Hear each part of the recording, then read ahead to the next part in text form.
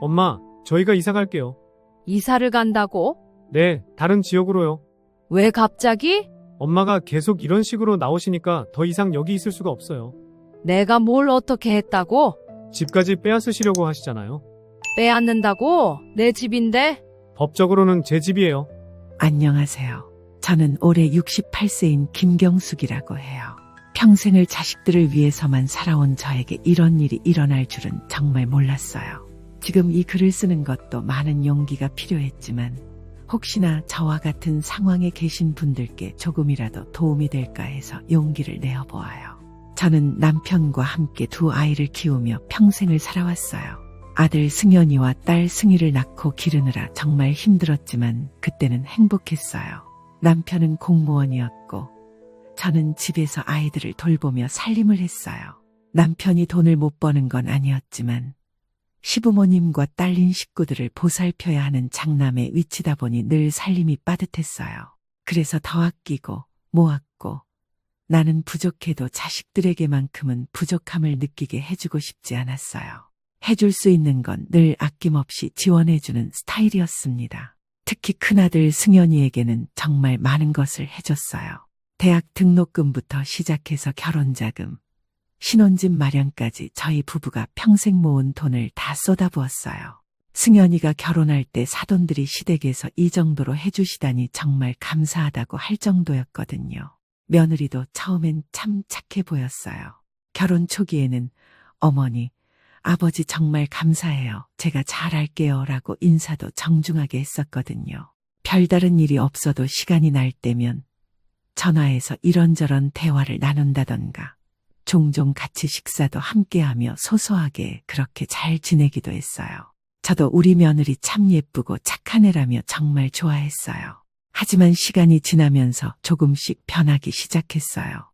처음엔 사소한 것부터였어요. 명절이나 생일에도 연락이 뜸해지고 찾아오는 횟수도 줄어들었어요.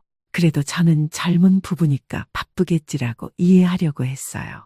오히려 제가 먼저 안부를 묻고 필요한 게 있으면 언제든 말하라고 했거든요. 남편이 은퇴한 후에는 저희도 경제적으로 여유가 많지 않았지만 그래도 가끔씩 아들 내외에게 용돈도 주고 필요할 때 쓰라며 조금씩 돈을 건네주기도 했습니다. 저는 한동안 가정주부로 일을 하다 아들이 고등학교에 다니기 시작할 무렵 식당에서 일을 시작했어요. 아무래도 온 식구들을 책임져야 하다 보니 남편 월급으로는 감당하기 힘들었고 저도 벌어서 조금이라도 보탬이 되었으면 했거든요. 그래도 20년 넘게 식당 일을 하다 몇 년 전 은퇴 후에 작은 부업방을 운영하기 시작했어요. 집 근처에 작은 공간을 얻어서 동네 아주머니들과 함께 손뜨개나 소품 만드는 일을 했어요. 큰 돈은 안 되지만 용돈 정도는 벌 수 있었거든요. 나이가 드니 힘든 일을 할 수 있는 건 아니었지만 살아있다는 그런 느낌도 받고 싶었어요. 무엇보다 집에만 있으면 답답해서 나가서 사람들과 이야기도 하고 싶었죠. 그런데 작년 겨울 정말 충격적인 일이 일어났어요. 아들 승연이가 며느리와 함께 저희 집에 왔는데 평소와는 분위기가 달랐어요. 뭔가 심각한 이야기를 하려는 것 같더라고요. 오늘은 무슨 일로 왔니? 얼굴이 좀 심각해 보이는데. 엄마, 저희가 이야기할 게 있어서요. 어머니, 아버지, 앉으세요. 저는 가슴이 덜컥 내려앉았어요. 혹시 무슨 안 좋은 일이라도 생겼나 싶어서요. 엄마, 아빠, 솔직히 말씀드릴게요. 저희가 앞으로 독립적으로 살아가려고 해요. 독립적으로? 그게 무슨 말이니? 엄마, 이제 저희도 나이가 들어가는데 부모님한테 의존하면서 살 수는 없잖아요.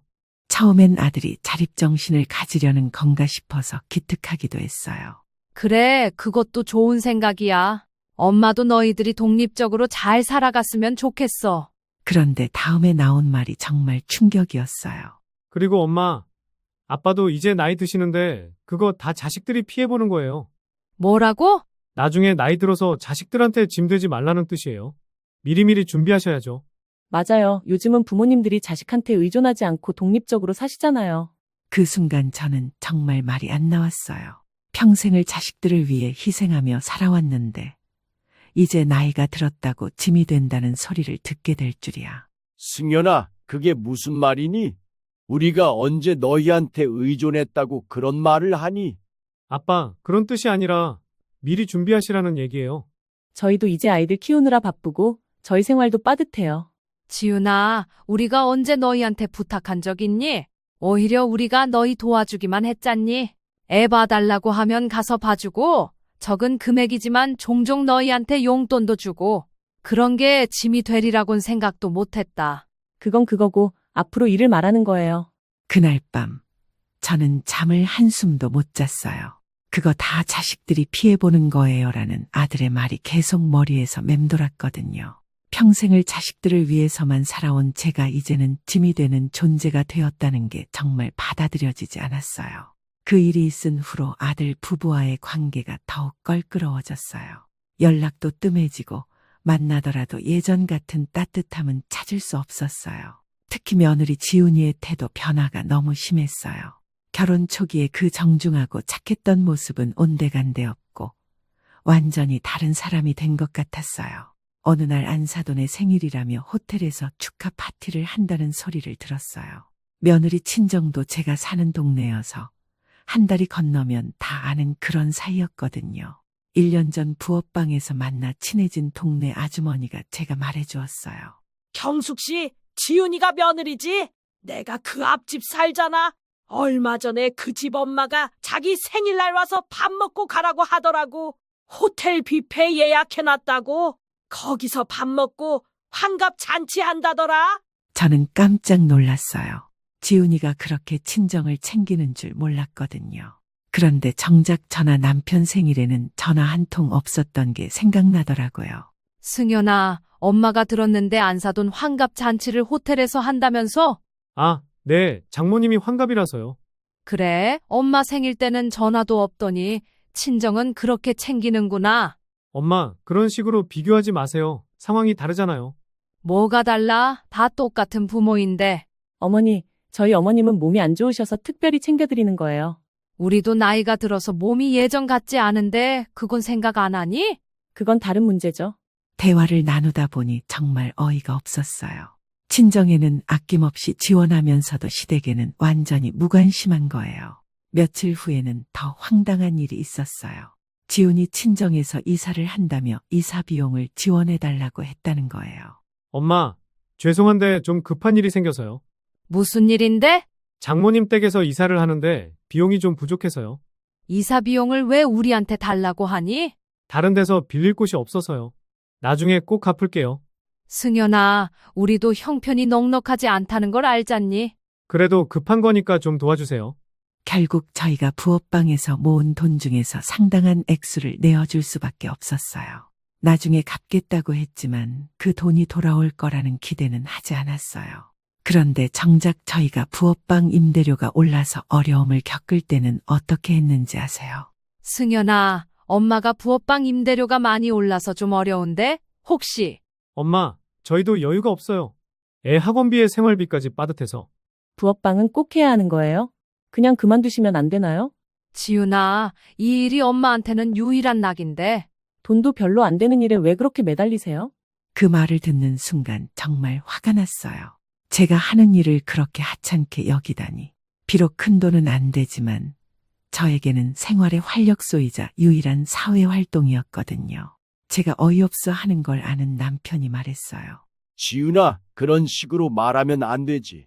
아버님, 저는 현실적으로 말하는 거예요. 나이도 있으신데 굳이 그런 일을 하실 필요가 있나요?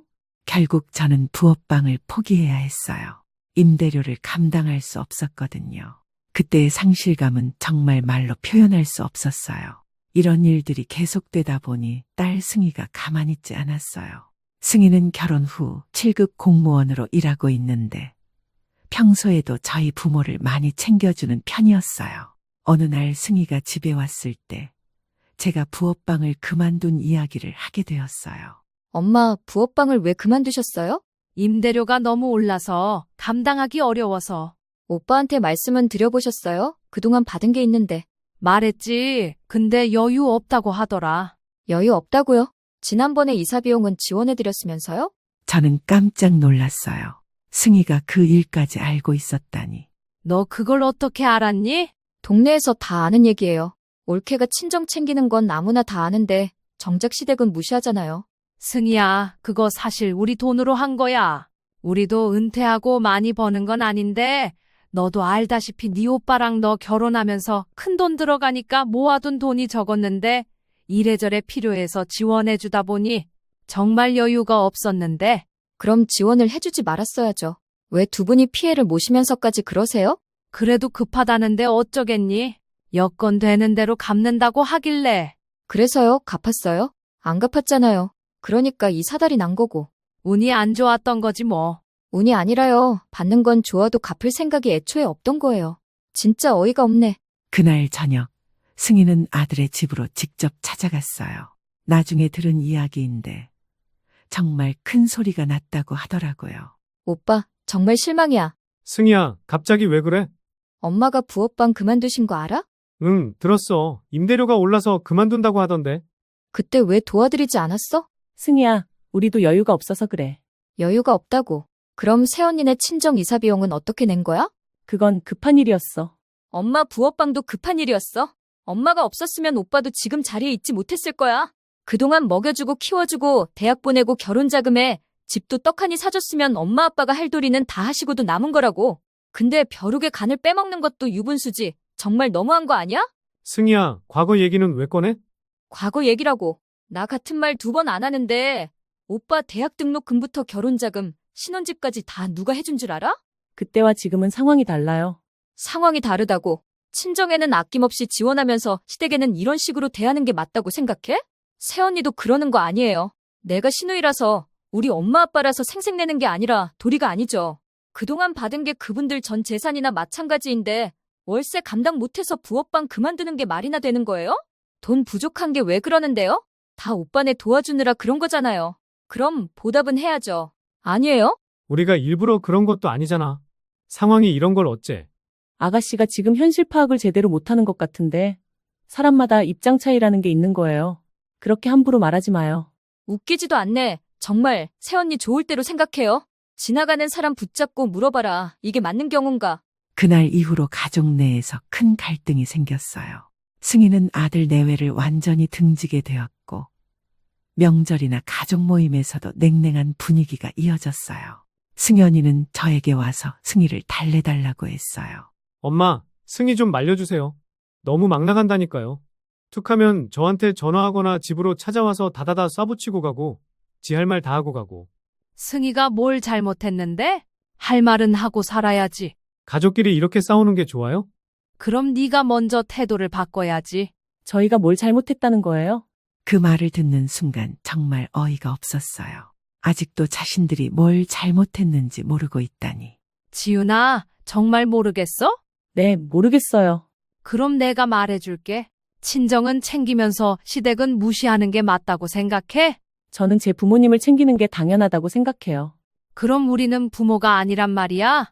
그런 뜻이 아니라 엄마, 지훈이가 잘못 말한 거예요. 잘못 말한 게 아니라 속마음이 그런 거야. 그날 이후로 저는 정말 깊은 고민에 빠졌어요. 평생을 자식들을 위해 살아왔는데 이제는 짐이 되고 무시받는 존재가 되었다는 현실이 너무 받아들이기 어려웠거든요. 그런 일들이 계속 반복되면서 저는 점점 우울해져 갔어요. 아침에 일어나도 기분이 좋지 않고 뭘 해도 의욕이 생기지 않았어요. 남편 학수 씨는 그런 저를 보며 많이 걱정했어요. 경수가 너무 상심하지 마. 승현이도 나중에는 깨닫게 될 거야.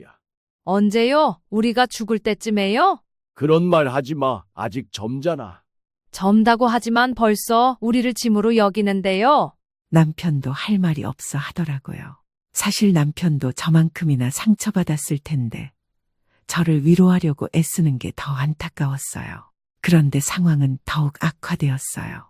어느 날 지훈이 친정에서 또 다른 일로 도움을 요청해 왔어요. 이번에는 지훈이 동생, 그러니까 사돈 총각이 사업을 시작한다며 자금이 필요하다는 것이었어요. 어머니, 죄송한 말씀인데 제 남동생이 창업을 하려고 하는데 자금이 좀 부족해서요. 또 돈 이야기야? 이번에는 정말 마지막이에요. 사업이 잘 되면 바로 갚을 수 있어요. 지윤아, 우리도 여유가 없어. 부업방도 그만둔 상황인데 엄마, 그래도 가족인데 좀 도와주세요. 가족이면 서로 도와야 하는 거 아니야? 우리가 어려울 때는 너희가 언제 도와줬어? 그건 상황이 달랐잖아요. 또 그 말이었어요. 상황이 다르다는. 친정일은 항상 급하고 중요한 일이고 시댁 일은 항상 나중에 해도 되는 일인 거예요. 결국 저는 거절했어요. 더 이상 일방적으로 당할 수는 없겠더라고요. 미안하지만 이번에는 도와줄 수 없어. 너희들 일이라고 해도 도와줄 수 없어. 이미 너희들 시집 장가 보내면서 전 재산을 다 썼는데 우리도 지금이라도 조금씩 모아야 노후에 그나마 여유가 생기는 거야. 그럴 여유마저 뺏겠다는 거니? 어머니, 지금까지 우리가 얼마나 많은 도움을 줬는지 생각해봐. 그런데 정작 우리가 필요할 때는 어떻게 했어? 엄마, 그렇게 따지면서 살면 어떡해요? 따진다고? 그럼 우리는 계속 일방적으로 줘야만 하는 거야? 부모가 자식을 위해 희생하는 게 당연하다고 생각하니? 그래도 가족이잖아요. 왜 그렇게 냉정하세요? 며느리랑 사위는 100년 손님이라더니 그 말이 정말 맞네요. 아, 아니구나. 저는 이 집에서 며느리 취급도 못 받고 있네요. 쪽팔린 거 무릅쓰고 이렇게 부탁드리는데. 여보, 나가자. 그날 이후로 아들 부부는 아예 연락을 끊었어요. 명절에도 오지 않고 안부 전화도 없었어요. 저는 정말 절망에 빠졌어요. 내가 평생 뭘 위해 살았나 하는 생각이 계속 들었거든요. 그런 제 모습을 본 딸 승희가 더 이상 참을 수 없다며 다시 아들네로 찾아갔어요. 오빠, 이게 뭐야? 연락도 안 하고. 엄마가 우리를 도와주지 않으셔서. 도와주지 않는다고? 지금까지 얼마나 많이 도와줬는데. 그때와 지금은 달라요. 또 그 소리야? 도대체 뭐가 달라? 어머니가 너무 인색해지셨어요. 인색하다고요? 정말 어이없다. 친정에는 아낌없이 주면서 시댁에는 인색하다고요? 승희야, 너도 결혼하면 알게 될 거야. 저는 절대 올케처럼 살지 않을 거예요. 시댁과 친정을 차별하지 않을 거라고요. 그리고 내가 결혼을 안 했으면 몰라. 나도 어엿한 유부녀고 애엄마야. 내가 이상한 건지는 모르겠는데 내가 보기엔 오빠랑 새언니가 제일 이상하거든. 엄마 아빠가 무슨 죄가 있어서 오빠가 돈 달라 하면 다 줘야 하는 거야? 어쩔 수 없는 사정이잖아. 도와줄 수도 있는 거지. 그 어쩔 수 없는 사정을 왜 엄마 아빠가 해결해 주셔야 하는 건데? 오빠 능력 안에서 해결해야지. 부모한테 손만 벌리면 어떡해? 해? 아직 10대, 20대도 아니고 오빠도 40대야. 그날 승희가 집에 와서 저에게 말했어요. 엄마 더 이상 참지 마세요. 그럼 어떻게 해? 내 자식인데. 자식이라고 다 똑같은 자식이에요? 엄마를 이렇게 대하는 자식이 무슨 자식이에요? 승희야, 엄마, 이제는 엄마 인생을 사세요. 오빠 내외를 위한 인생 말고. 승희의 말이 계속 머릿속에 맴돌았어요. 정말 이대로 계속 살아야 하나 하는 생각이 들었거든요. 그런 고민을 하던 중에 결정적인 일이 일어났어요. 제가 갑작스럽게 몸이 안 좋아져서 병원에 입원하게 되었어요. 큰 병은 아니었지만 일주일 정도 입원해야 하는 상황이었거든요. 남편과 승희는 매일 병문안을 와줬어요. 그런데 아들 부부는 입원한 지 사흘이 지나서야 한 번 왔어요. 엄마, 몸은 어때요? 좀 나아졌어. 많이 아프셨어요? 응, 시시콜콜한 안부를 물으며 대화 좀 하나 싶더니 딱 10분 있다가 가더라고요. 더 있다가지 그러냐 했는데 뭐라고 했는 줄 아세요? 할 일이 많아서라네요. 그런데 며칠 후에 간병인 아주머니로부터 충격적인 이야기를 들었어요. 아주머니, 아드님 부부가 복도에서 이야기하는 걸 들었는데 무슨 이야기요? 입원비가 많이 나올 것 같다고 빨리 퇴원하시라고 하던데요. 뭐라고요? 그리고 나중에 간병비도 만만치 않을 거라고 그랬어요. 제가 주제넘게 이런 말씀을 드려도 되는 건지 모르겠지만 좀 너무한다 생각이 들어서 말씀드리는 거예요. 그 말을 듣는 순간 정말 세상이 무너지는 기분이었어요. 제가 아픈 것도 부담스러워한다니. 퇴원하던 날 승연이와 지훈 씨가 와서 정말 충격적인 말을 했어요. 엄마, 이제 건강관리 잘하세요. 자주 아프시면 안 돼요. 무슨 뜻이니? 입원비며 치료비며 부담이 만만치 않아요. 그럼 내가 아프지 말라는 이야기야? 그런 뜻이 아니라 미리미리 건강관리를 하시라는 뜻이에요. 요즘은 부모님들이 다 그렇게 하세요. 니들이 그런 말 하지 않아도 알아서 잘 챙겨. 보험도 다 드러났겠다. 돈도 먹고 살 만큼은 있어. 너희가 별다른 요구만 하지 않으면 우리도 큰 돈 쓸 일 없이 먹고 살 정도는 된다고. 그리고 요즘 부모라고 해서 모든 사람들이 다 똑같은 건 아니야. 그날 집에 와서 남편과 이야기했어요. 여보, 이제 정말 결심했어요. 무슨 결심? 더 이상 저 자식들한테 의존당하며 살지 않겠어요. 경수가 나도 내 인생이 있어요. 이제는 내 인생을 살고 싶어요. 그럼 어떻게 할 거야? 재산 정리부터 시작할 거예요. 사실 저희에게 그렇게 많은 재산이 있는 건 아니었어요. 하지만 집과 적금 그리고 보험 등을 합치면 적지 않은 금액이었거든요. 재산 정리라니 그게 무슨 말이야? 승연이랑 공동 명의로 되어 있는 것들 다시 우리 명의로 바꿀 거예요. 승연이 이름만 뺄 거예요. 승희한텐 미안하지만 승희 이름 올라가 있는 것들도 마찬가지고요. 그럼 승연이가 가만히 있겠어? 승희는 이해해 줄 것 같긴 한데. 가만히 있든 말든 상관없어요. 내 재산인데 내가 어떻게 하든 상관없잖아요. 우리가 평생 아끼고 살면서 모은 걸로 마련한 것들인데 지가 뭐 어쩔 건데요. 당신 화 많이 났구나. 화가 난 게 아니라 어이가 없는 거예요. 부모가 자식한테 바라는 게 많은 것도 아닌데 자식은 지들 마음대로 안 되면 부모를 아예 못 본 척 해버리니 이게 말이 되나 싶어서요. 정 그렇게 구분 짓고 싶으면 그러라죠. 대신 오는 게 있으면 가는 게 있는 법이니까 있는 그대로 받아들이게 할 거예요. 그때부터 저는 차근차근 준비를 시작했어요. 먼저 변호사 사무실에 상담을 받으러 갔어요. 어머님, 상황을 말씀해 주세요. 아들 명의로 된 부동산을 다시 제 명의로 바꾸고 싶어요. 증여하셨던 건가요?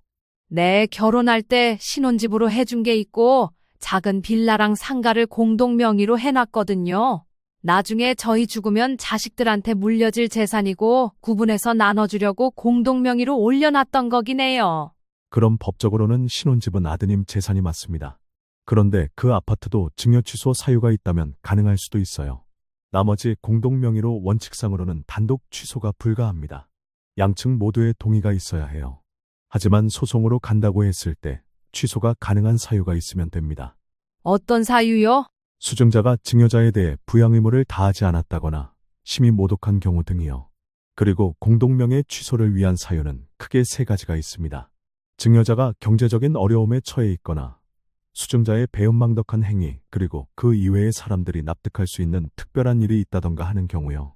그러니까 아예 방법이 없는 건 아니라는 말씀이시죠?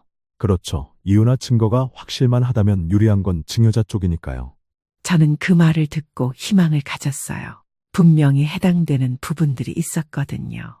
변호사와 상담을 마친 후 저는 승희에게 제 계획을 말했어요. 엄마, 정말 그럴 거예요?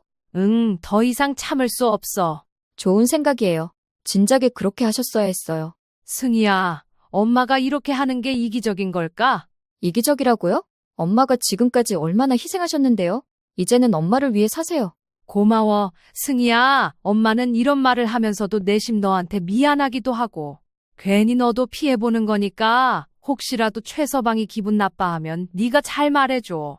엄마, 최서방 그럴 사람 아니라는 거 잘 아시잖아요. 그리고 제가 도와드릴 일이 있으면 언제든 말씀하세요.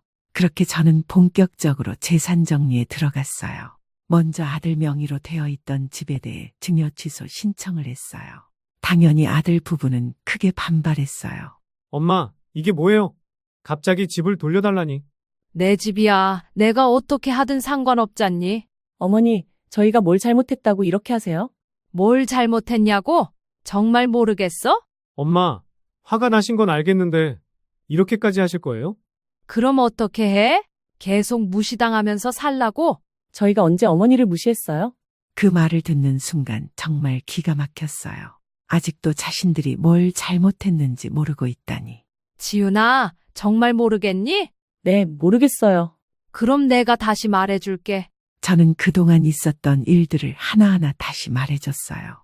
친정만 챙기고 시댁은 무시한 일들, 저를 짐으로 여긴다고 한 말들, 제가 아플 때 보인 태도들까지.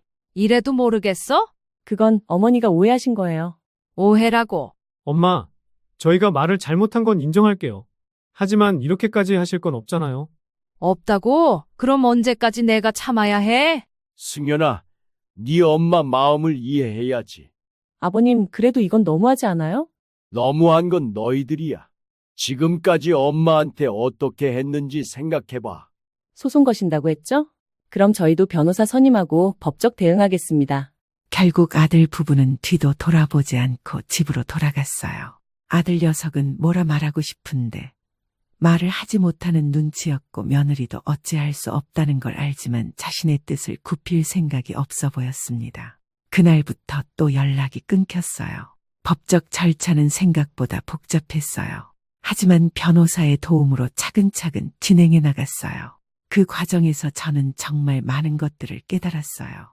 그동안 제가 얼마나 일방적으로 희생해 왔는지, 그리고 그것을 당연하게 여기고 있었던 아들 부부의 모습을요. 경수가 후회는 안 해. 후회요? 왜 후회해요? 그래도 내 자식인데. 자식이라고 다 똑같은 자식이에요. 승희 좀 보세요. 정말 그랬어요. 승희는 이 모든 과정에서 저를 전폭적으로 지지해 줬어요. 엄마, 잘하고 계세요. 진작에 그렇게 하셨어야 했어요. 승희야, 너는 정말 고마워. 엄마가 저를 키우시면서 얼마나 고생하셨는데요. 이제는 엄마가 행복하게 사셔야죠. 승희의 지지는 저에게 큰 힘이 되었어요. 한편 저는 재산 정리와 함께 새로운 일자리도 알아보기 시작했어요. 부업방은 그만뒀지만 다른 일을 해보고 싶었거든요. 그러다가 동네 복지관에서 노인 돌봄 서비스 일자리를 구한다는 공고를 보게 되었어요. 여보, 이거 어때요? 복지관 일자리. 네, 나이 많은 어르신들 돌봐드리는 일이에요. 좋은 생각이야. 너도 무언가 할 일이 있어야 할 것 같아. 저는 바로 지원했고 다행히 합격했어요. 일주일에 3일, 하루에 4시간씩 근무하는 조건이었어요. 첫 출근 날, 저보다 더 나이 많으신 어르신들을 돌보면서 보람을 느꼈어요. 어르신, 약 드실 시간이에요. 고마워요, 경숙 씨. 덕분에 많이 편해졌어요. 별 말씀을요. 제가 더 보람을 느껴요. 정말 그랬어요. 누군가에게 필요한 사람이 된다는 느낌, 그리고 제 일로 인정받는다는 느낌이 정말 좋았어요. 그런데 이 소식을 들은 아들 부부의 반응은 예상과 달랐어요. 엄마, 복지관에서 일한다고요? 응? 왜? 나이도 있으신데 굳이 그런 일을 하세요? 사람들이 뭐라고 할까봐 걱정돼요. 사람들이 뭐라고 한다고. 자식들이 어머니를 제대로 돌보지 않는다고 할 수도 있잖아요. 그럼 너희가 돌봐주기라도 할 거야? 엄마, 걱정 마. 나는 내가 하고 싶은 일을 하며 살 거니까. 사실 아들 부부가 그런 걱정을 한다는 게 좀 의외였어요. 그동안은 제가 뭘 해도 관심이 없더니 이제 와서 체면을 걱정한다니. 몇 달이 지나면서 저는 새로운 일에도 적응하고 법적 절차도 순조롭게 진행되고 있었어요. 그런데 갑자기 아들 부부가 적극적으로 나서기 시작했어요. 어느 날 지훈이가 혼자 집에 찾아왔어요. 어머니, 이야기 좀 해요. 무슨 이야기? 어머니가 너무 심하게 나가시는 것 같아요. 내가 뭘 심하게 했는데? 집까지 빼앗으시려고 하시잖아요. 빼앗는다고? 내 집인데 뭘 빼앗아? 법적으로는 저희 집이에요. 법적으로 누가 돈 내고 집을 샀는데. 그래도 증여받은 건 맞잖아요. 그때 저는 정말 화가 났어요. 아직도 자신들이 받는 게 당연하다고 생각하고 있다니. 지훈아, 정말 뻔뻔하네. 어머니, 지금까지 받은 것도 모자라서 계속 받으려고 하네. 저희가 언제 그랬어요?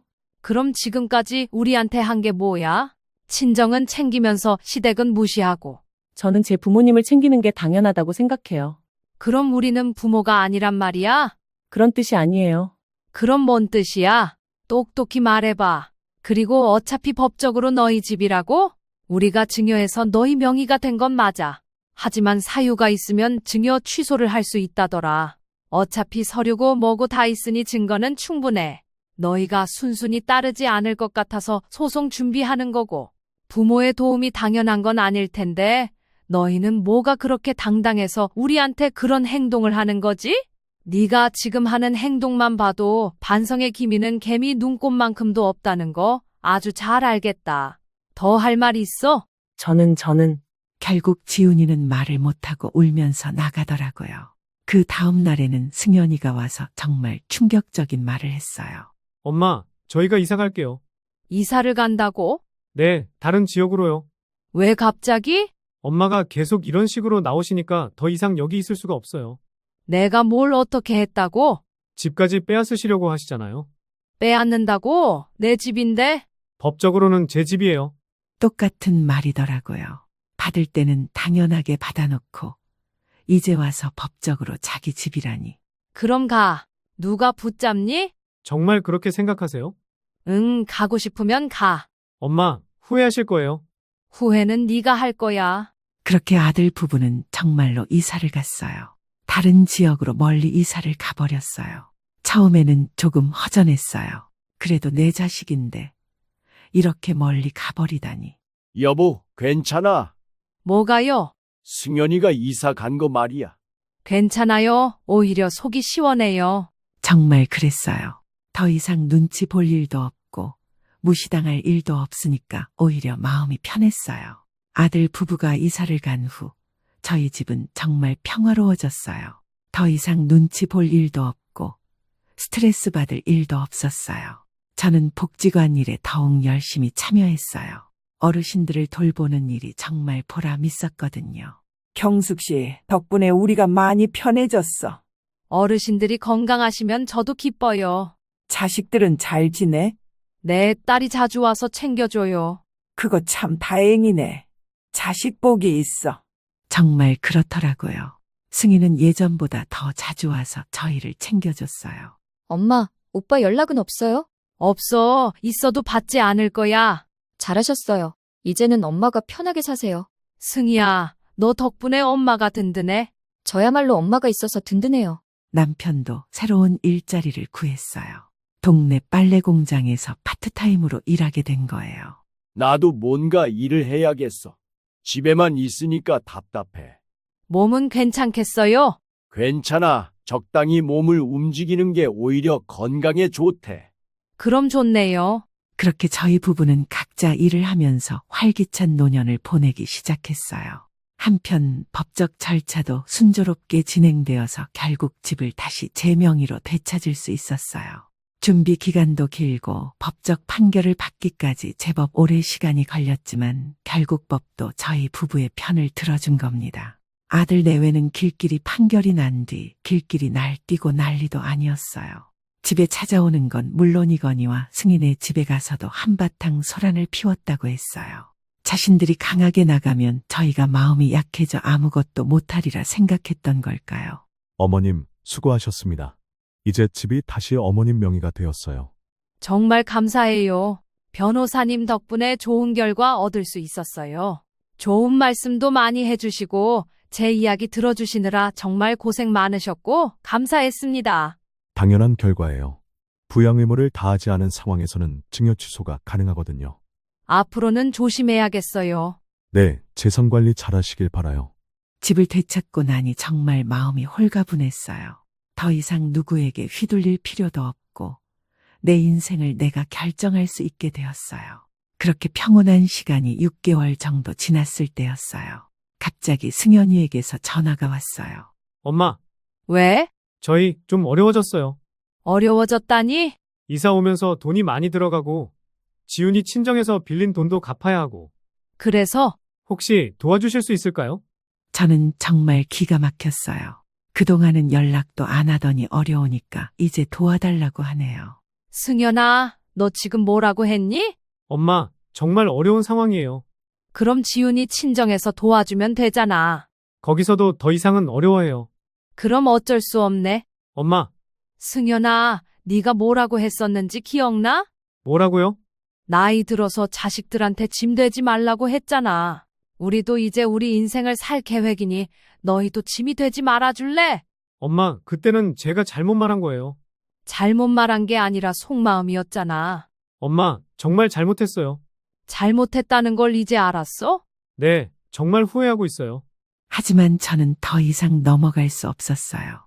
후회한다고 다 되는 게 아니야. 엄마, 그럼 어떻게 해야 돼요? 네가 알아서 해. 엄마, 그리고 앞으로는 이런 일로 연락하지 마. 저는 전화를 끊어버렸어요. 남편이 옆에서 걱정스럽게 물어봤어요. 승현이한테서 온 전화야.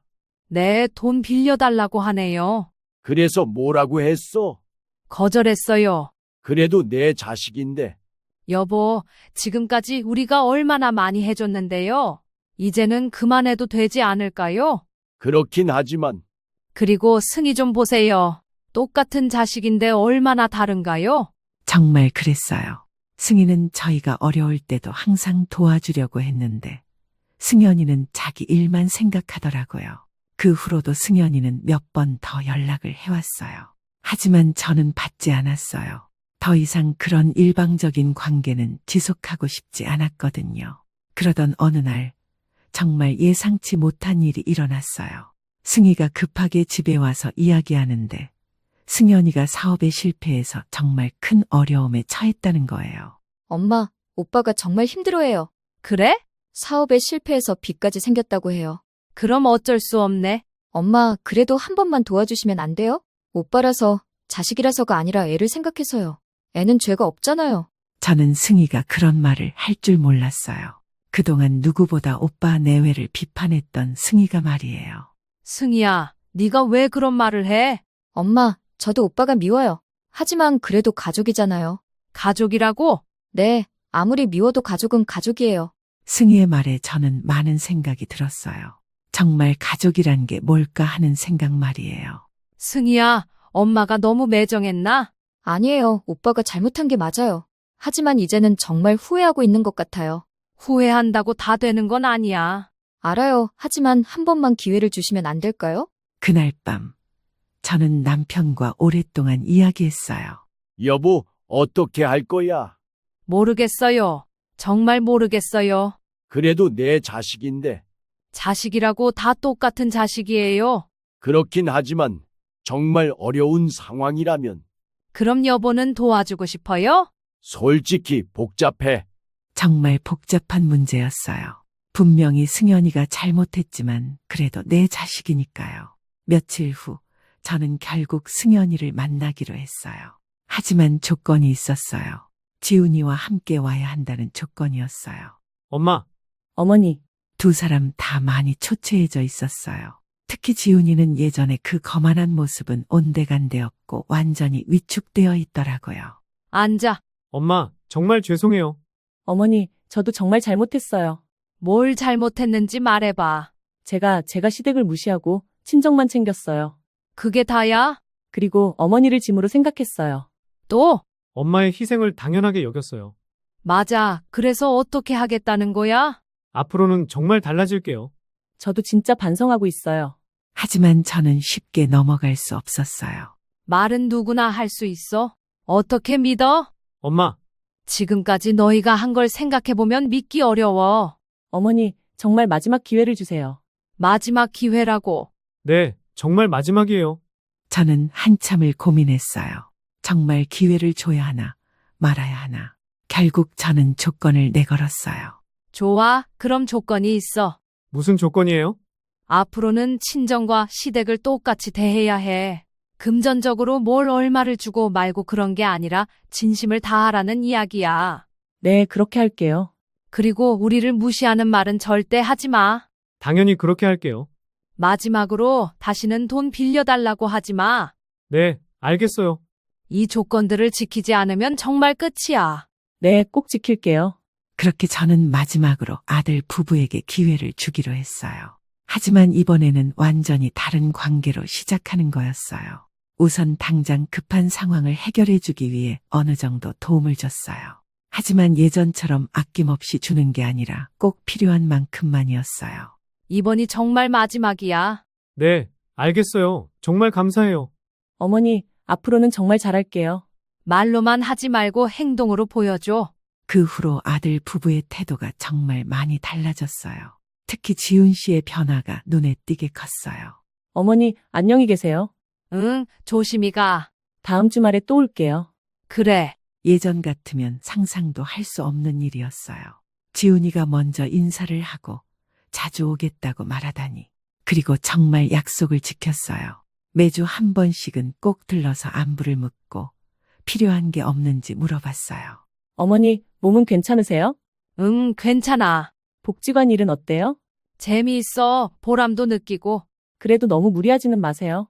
이런 대화를 나누게 될 줄은 정말 몰랐어요. 그리고 가장 놀라운 건 지훈 씨가 친정과 시댁을 정말 똑같이 대하기 시작했다는 거예요. 어머니, 저희 어머님 생신인데 같이 가실래요? 나도 가도 돼?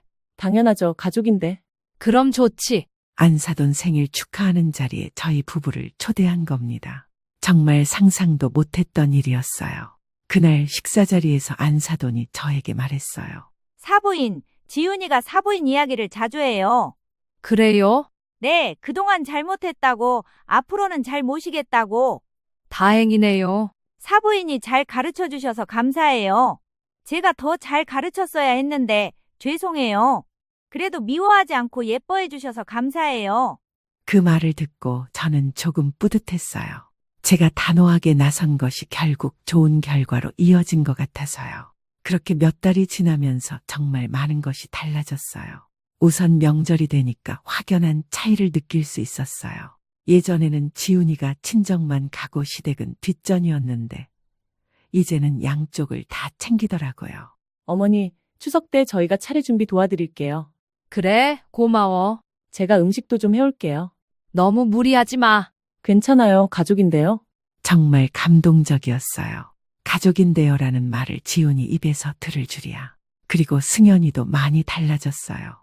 예전에는 어머니 일은 아내에게 맡기고 자신은 뒷짐만 지고 있었는데 이제는 직접 나서더라고요. 엄마, 복지관까지 제가 차로 데려다 드릴게요. 괜찮아. 버스 타고 가면 돼. 아니에요. 제가 시간 맞춰서 올게요.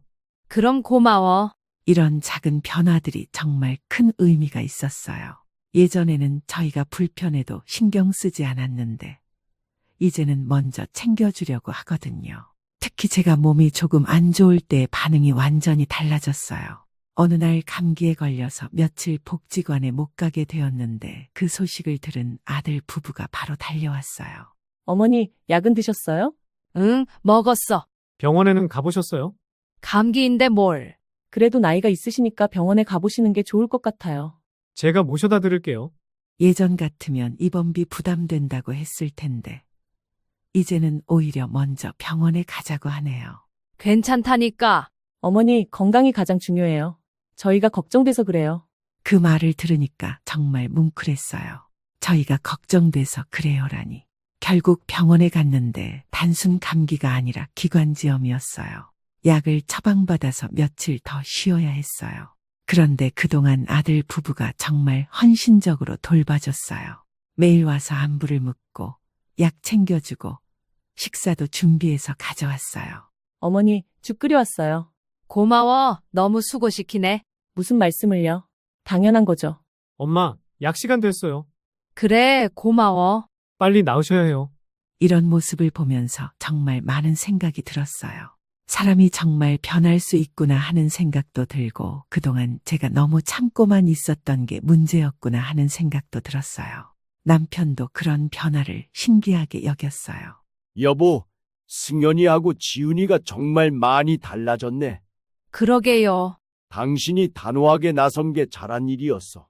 그런가 봐요. 사람은 너무 좋기만 하면 안 되는 거구나. 적당한 선이 있어야 하는 것 같아요. 그렇게 시간이 흐르면서 저희 가족은 새로운 균형을 찾아갔어요. 아들 부부는 예전처럼 일방적으로 받기만 하는 관계가 아니라 진짜 가족으로서 서로 챙기는 관계가 되었어요. 그리고 가장 중요한 건 제가 저 자신을 찾았다는 거예요. 더 이상 누군가의 그늘에 가려져 사는 게 아니라 저만의 삶을 살게 되었어요. 복지관 일도 계속하고 있어요. 처음에는 단순히 시간을 보내기 위해 시작한 일이었는데 이제는 정말 보람을 느끼고 있어요. 경숙 씨, 어르신들이 많이 좋아하세요. 그래요? 다행이네요. 정말 성실하게 일해주셔서 감사해요. 저도 즐겁게 하고 있어요. 혹시 시간 더 늘릴 수 있으세요? 시간을 더 늘린다고요? 네, 경숙 씨를 많이 찾으셔서요. 저는 정말 기뻤어요. 나이가 들어서도 누군가에게 필요한 사람이 될 수 있다니. 좋아요. 시간 늘릴게요. 그렇게 저는 일주일에 5일, 하루 6시간씩 근무하게 되었어요. 물론 몸이 힘들 때도 있지만 그보다는 보람이 더 컸어요. 남편도 빨래 공장 일을 계속하고 있어요. 처음에는 걱정했는데 오히려 몸이 더 건강해진 것 같아요. 일하니까 기분이 좋아. 그래요? 집에만 있으니까 답답했는데 일하니까 활력이 생겨. 다행이에요. 우리 나이에도 할 일이 있다는 게 좋아. 정말 그랬어요. 나이가 들었다고 해서 무기력하게 지낼 필요는 없더라고요. 그리고 승희는 여전히 저희를 많이 챙겨줘요. 예전보다 더 자주 와서 이야기도 하고 필요한 걸 챙겨주기도 해요.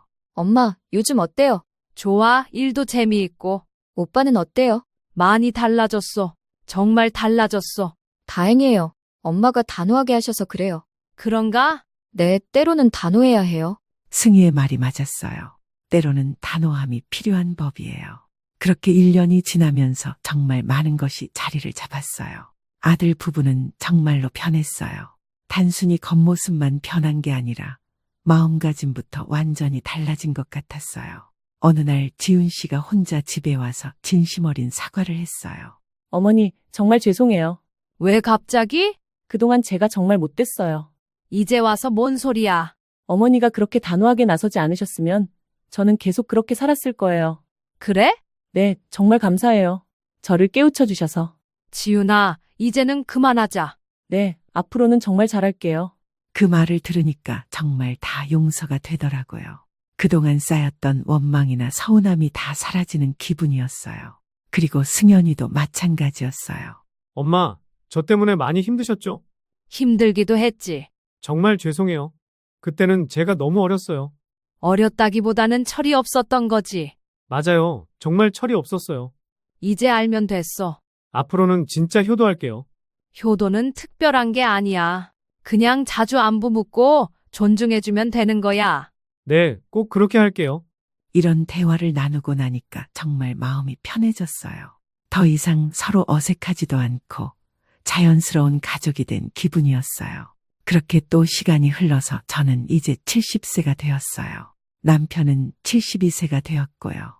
하지만 저희는 여전히 건강하고 활기차게 살고 있어요. 복지관 일도 계속하고 있고 남편도 빨래 공장에서 일하고 있어요. 그리고 가장 큰 변화는 가족 관계예요. 정말 화목한 가족이 되었어요. 매주 일요일마다 온 가족이 모여서 식사를 해요. 아들 부부도 오고 승희 가족도 와서 함께 시간을 보내요. 엄마, 음식 정말 맛있어요. 많이 먹어.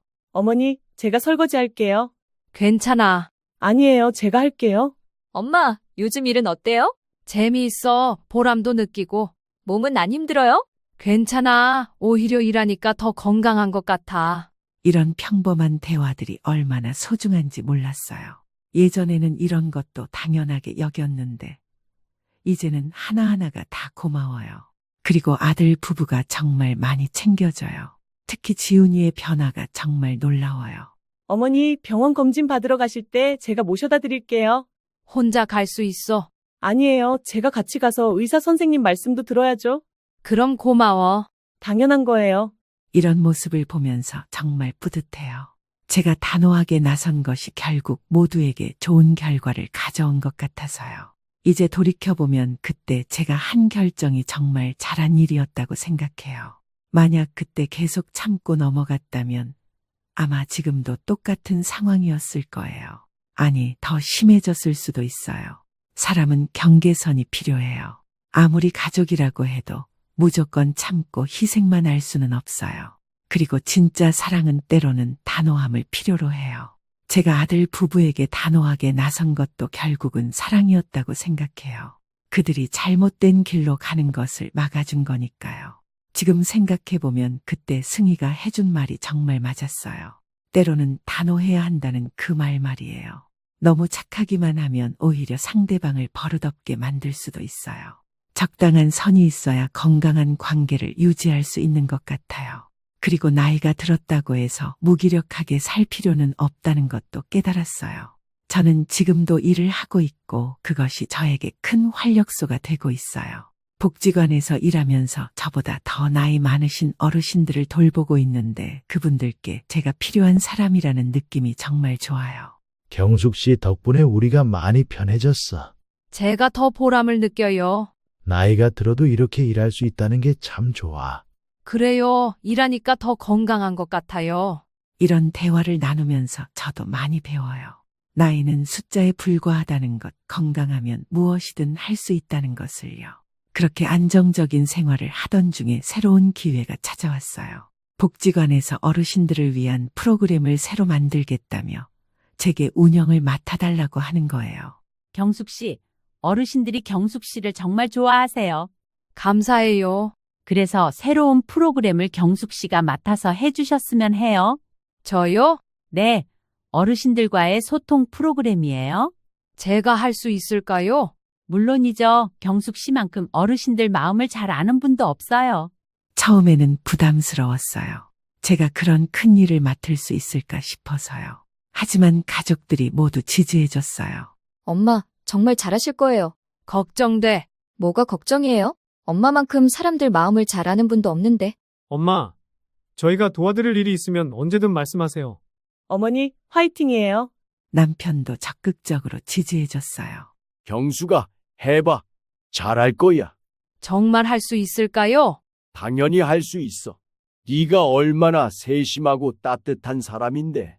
그렇게 저는 새로운 도전을 시작했어요. 어르신 마음 나누기 프로그램이라는 이름으로 시작한 거예요. 처음에는 어색했지만 점점 익숙해졌어요. 어르신들과 이야기를 나누고 서로의 경험을 공유하는 시간이 정말 의미 있었어요. 요즘 젊은 사람들은 우리를 이해하지 못해. 그래도 서로 이해하려고 노력하면 될 거예요. 경숙 씨는 어떻게 자식들과 잘 지내? 저도 어려운 시간이 있었어요. 하지만 대화를 통해서 풀어나갔어요. 때로는 단호해야 할 때도 있어요. 무조건 참기만 하면 안 되거든요. 이런 이야기들을 나누면서 저도 많이 배웠어요.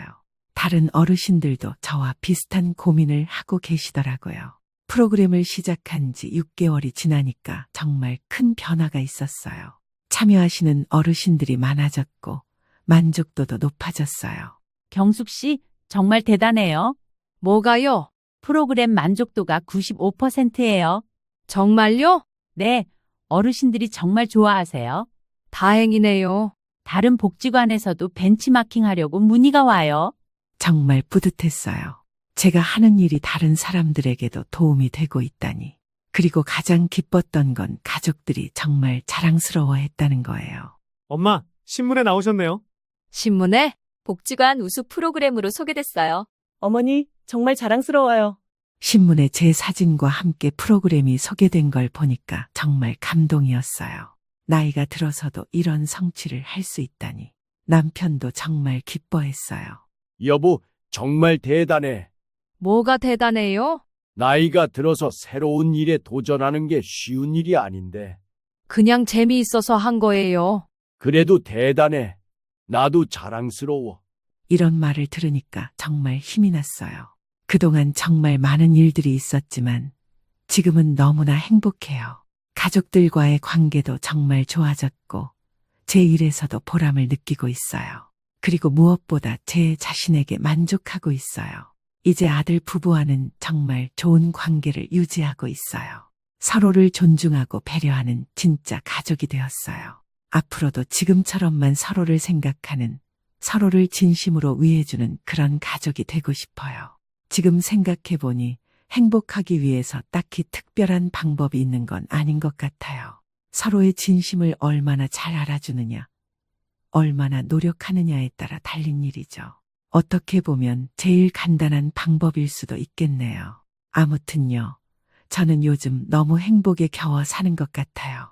진작에 이렇게 웃을 수 있었더라면 얼마나 좋았을까요? 하지만 지금도 나쁘지 않답니다. 혹여나 여러분도 저와 비슷한 경험을 하고 계시진 않으세요? 그렇다면 분명 화도 나고 짜증도 나고 내 자신에 대해 평가도 해보게 될 거예요. 분명한 건 진심은 통한다는 겁니다. 지금의 저처럼 말이죠. 그럼 제 이야기는 여기서 마무리 짓도록 하겠습니다. 여러분도 제 이야기를 잘 들어주셨으니 고민이나 걱정되는 부분이 있으시면 댓글로 남겨주세요. 성심성의껏 답변해드리겠습니다. 감사합니다. 그리고 행복하세요. 엄마, 미안해요. 사정이 있어서 모텔에서 하룻밤만 주무세요. 이 말을 들었을 때 제 귀를 의심했습니다. 아니, 뭐라고? 모텔에서 자라고? 70평생 살면서 제 친아들한테 이런 말을 들을 줄이야 누가 알았겠습니까? 4시간 동안 덜컹거리는 버스에 허리 아픈 것도 참고 앉아서 여기까지 왔는데 고작 모텔에서 자라는 소리를 듣기 위해서였단 말입니까? 안녕하세요. 저는 홍영옥입니다. 올해로 70세가 되었고 경남 삼천포에서 평생을 살아왔습니다. 20살에 시집와서 남편과 함께 작은 생선 가게를 시작했는데 남편이 일찍 세상을 떠나는 바람에 혼자서 아들 하나 키워야 했습니다. 그때부터 지금까지 50년간 새벽 3시면 어김없이 일어나 싱싱한 생선을 고르러 다녔습니다. 손이 시려서 감각이 없을 때도, 비가 억수같이 퍼부을 때도, 몸살로 끙끙 앓을 때도 하루도 빠진 적이 없었습니다. 정말 힘들었습니다. 그래도 우리 민수 얼굴 생각하면 견딜만 했어요. 오직 하나, 우리 민수가 의사가 되게 하겠다는 마음 하나로 버텨왔습니다. 다행히 민수는 제 바람대로 서울대 의대에 들어갔고 지금은 강남에서 정형외과 과장으로 일하고 있습니다. 며느리 소영이도 간호사 출신이니 참 잘 어울리는 부부라고 생각했습니다. 그런데 이번에 손자 지훈이 생일이라고 해서 기대에 부풀어 올라갔는데 이게 무슨 일입니까? 사실 며칠 전만 해도 온 마음이 들떠 있었습니다. 8살 된 손자가 할머니 보고 싶다고 했다면서 민수가 전화를 했거든요. 엄마, 지훈이가 계속 할머니 보고 싶다고 그래요. 생일도 다가오고 하니까 한번 올라오시면 어떨까요? 그 말을 듣는 순간 제 가슴이 얼마나 뛰었는지 모릅니다. 1년에 한두 번밖에 보지 못하는 손자인데 그 아이가 할머니를 찾는다니. 그날 밤부터 선물 준비하느라 잠도 제대로 못 잤습니다. 삼천포 특산품인 멸치젓갈과 갈치 한 마리, 그리고 손자가 좋아할 만한 장난감까지. 새벽 4시에 일어나서 갈치조림을 정성스럽게 만들었습니다. 40년 넘게 생선을 다뤄온 제 손맛으로 말이죠. 갈치 배를 갈라 뼈를 발라내고 무와 양파, 대파를 듬뿍 넣어서 자박자박 졸였습니다. 지훈이가 생선 비린내를 싫어한다고 해서 생강과 마늘도 넉넉히 넣었고요. 큰 밀폐 용기에 갈치조림을 담고 멸치젓갈과 김도 따로 포장했습니다. 이 모든 게 제 마음이 담긴 선물이었습니다. 삼천포에서 서울까지 가는 직행버스는 하루에 2번밖에 없습니다. 오전 7시 차를 타려면 6시 반에는 터미널에 도착해야 하니까 새벽 5시 반에 집을 나섰습니다. 무거운 가방 2개를 끌고 터미널까지 걸어가는 길이 그렇게 가벼울 수가 없었습니다. 손자 얼굴 생각하니 발걸음도 절로 빨라졌고요. 4시간 반을 달려 강남 고속터미널에 도착했을 때는 오후 1시였습니다. 민수가 진료 때문에 못 나온다고 해서 택시를 타고 아파트로 향했습니다. 강남이라는 곳이 얼마나 화려한지는 들어서 알고 있었지만 직접 보니 정말 다른 세상이었습니다. 높다란 건물들이 하늘을 찌를 듯 솟아있고 길거리마다 비싼 차들이 줄지어 서 있었습니다. 민수가 사는 아파트 앞에 도착했을 때는 그야말로 입이 떡 벌어졌습니다. 20층짜리 고급 아파트였는데 1층 로비부터가 호텔 같았습니다. 대리석 바닥이 번쩍거리고 천장에는 크고 화려한 샹들리에가 매달려 있었습니다. 우리 민수가 이런 곳에서 살고 있구나 싶으니 가슴이 뿌듯했습니다. 역시 공부시킨 보람이 있다 싶었죠. 10층 엘리베이터를 타고 올라가면서 제 마음도 둥둥 떠오르는 것 같았습니다. 문 앞에 서서 초인종을 누르는데 얼마나 설레던지요. 우리 지훈이가 할머니 하면서 달려나올 모습을 상상하니 절로 웃음이 나왔습니다. 네, 누구세요? 나다, 애미야, 민수 엄마. 잠시 침묵이 흘렀습니다. 인터폰 너머로 뭔가 웅성거리는 소리가 들리더니 문이 열렸습니다. 소영이가 나타났는데 표정이 영 좋지 않았습니다. 어머니, 연락도 없이 갑자기 오시면 어떡해요? 첫 마디부터 날이 서 있었습니다. 민수가 오라고 했잖아. 지훈이 생일 때문에. 그래도 미리 연락을 하시고 오시는 게 예의 아닌가요? 저희도 계획이 있는데. 예의라는 말에 제 가슴이 뜨끔했습니다. 손자 보러 친할머니가 오는데 무슨 예의를 따져야 한다는 건지 이해가 안 갔습니다. 그럼 지훈이는 어디 있냐? 할머니 왔다고 좀 불러봐라. 지훈이는 지금 학원 가는 시간이에요. 요즘 스케줄이 빡빡해서요. 8살짜리가 무슨 스케줄이 그렇게 빡빡한지 모르겠지만 일단 집 안으로 들어갔습니다. 아파트 안은 정말 넓고 화려했습니다. 거실만 해도 제가 삼천포에서 살고 있는 집 전체만 했습니다. 값비싼 소파와 큰 TV, 그리고 벽에 걸린 그림들까지. 우리 민수가 정말 성공했구나 싶어 마음이 뿌듯했습니다. 집이 참 넓고 좋구나. 우리 민수 정말 잘 됐네. 네, 그런데 어머니, 사실 오늘 저희가 약속이 있어서요. 또 약속 이야기였습니다. 오늘 저 친구들하고 만나기로 했는데 어머니가 오신다는 연락을 못 받아서. 아, 그래? 그럼 민수는 언제 들어와? 오빠는 오늘 당직이에요. 내일 아침에나 들어올 것 같은데. 민수가 당직이라는 말에 좀 섭섭했지만 그래도 손자라도 보면 되겠다 싶었습니다. 그럼 지훈이는 언제 학원에서 돌아와? 그게 오늘은 학원 끝나고 친구 집에서 자기로 했어요. 뭔가 이상했습니다. 할머니가 온다는데 손자를 친구 집에서 재운다니. 설마 일부러 피하게 한 건 아니겠지 싶었지만 찜찜한 기분을 지울 수가 없었습니다. 어머니, 그래서 말인데 오늘은 상황이 좀 그래서요. 무슨 상황? 사실 제가 친구들하고 중요한 모임이 있거든요. 이미 예약도 다 해놨고 약속도 잡혀있고 해서. 며느리가 무슨 말을 하려는지 대충 짐작이 갔습니다. 그래서 어머니께서 오늘 하루만 근처 모텔에서 주무시면 어떨까 해서요. 내일 오빠 들어오면 그때 같이 시간 보내시고. 귀를 의심했습니다. 친할머니를 모텔에서 재우자는 소리를 지금 하고 있는 겁니까? 모텔이라고? 네, 바로 앞에 깨끗하고 좋은 데 있어요. 제가 예약해드릴게요. 제 가슴 속에서 뭔가 탁 하고 끊어지는 소리가 났습니다. 하지만 아직은 참았습니다. 혹시 정말 급한 일이 있을 수도 있으니까요. 그럼 내일 민수 들어오면 같이 밥이라도 먹을 수 있겠지? 그것도 내일 저희가 지훈이 친구 생일 파티에 가기로 했거든요. 하루 종일 바쁠 것 같아요. 이제야 알겠습니다. 이 사람이 저를 얼마나 귀찮아하는지 말입니다. 결국 저는 아파트 앞 모텔에 혼자 짐을 끌고 들어갔습니다. 새서울장이라는 이름의 허름한 3층 건물이었습니다. 로비에는 담배 냄새와 퀴퀴한 냄새가 섞여 있었고 카운터에는 졸고 있는 사장이 있었습니다. 방키를 받고 계단을 올라가는데 무릎이 시큰거렸습니다. 70세 늙은이가 무거운 짐 끌고 모텔 계단을 오르고 있는 제 꼴이 한심했습니다. 302로 문을 열고 들어갔을 때 제 마음은 바닥까지 떨어졌습니다. 곰팡이 냄새가 코를 찔렀고 벽지는 곳곳이 떨어져 있었습니다.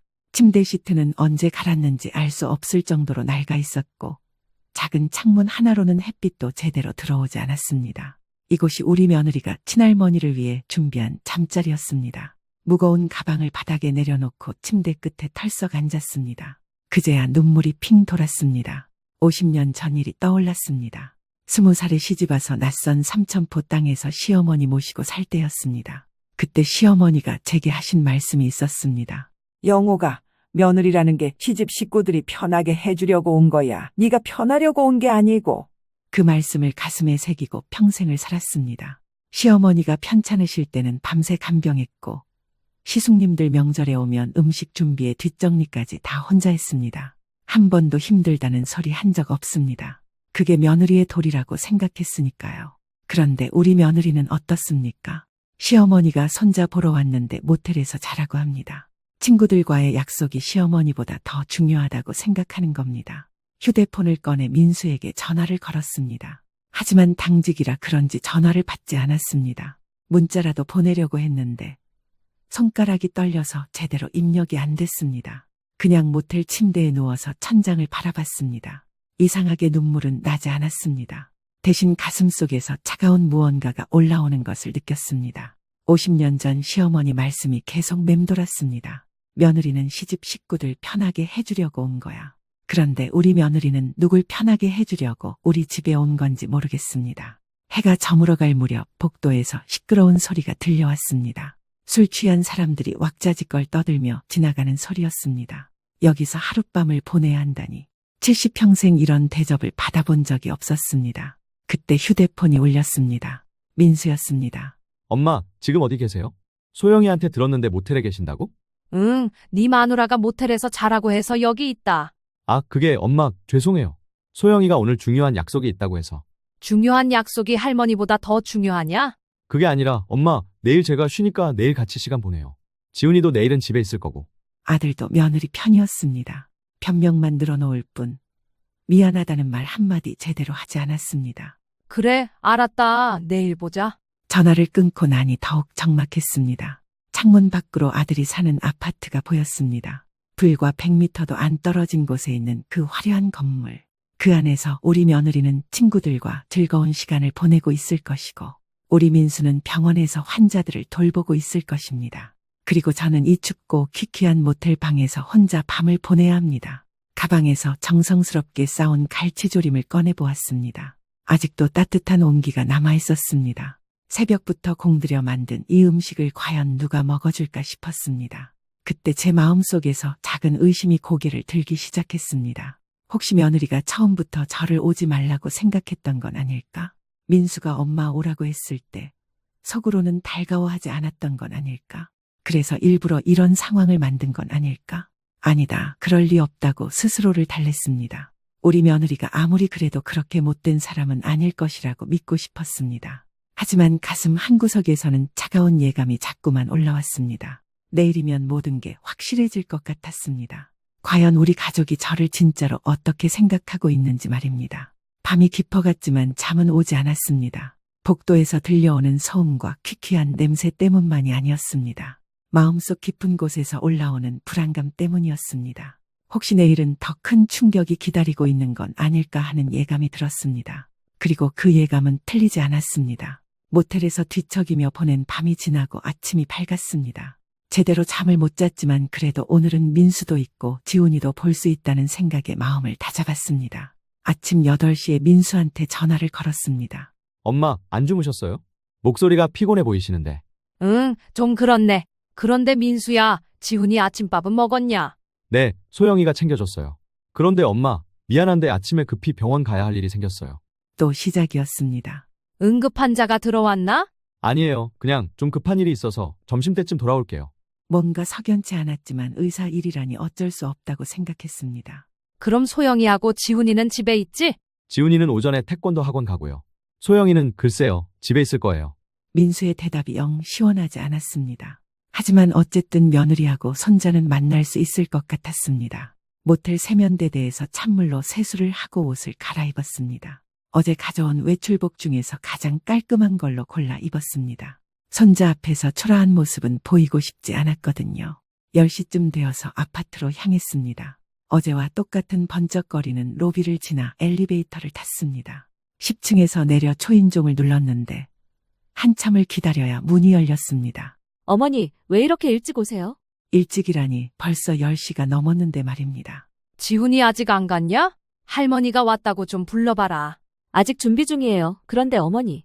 며느리가 문을 반만 열고 서 있었습니다. 들어오라는 말도 없고 그냥 문 앞에서 서성이게 만들었습니다. 안 들어가도 되냐? 이렇게 서 있기가 좀 그런데. 아, 네, 들어오세요. 그런데 집이 좀 어수선해요. 어수선하다는 집안은 어제와 똑같이 깔끔했습니다. 거실 소파에 앉아 있는데 지훈이가 방에서 나왔습니다. 할머니, 그래도 손자는 반갑게 달려와 줬습니다.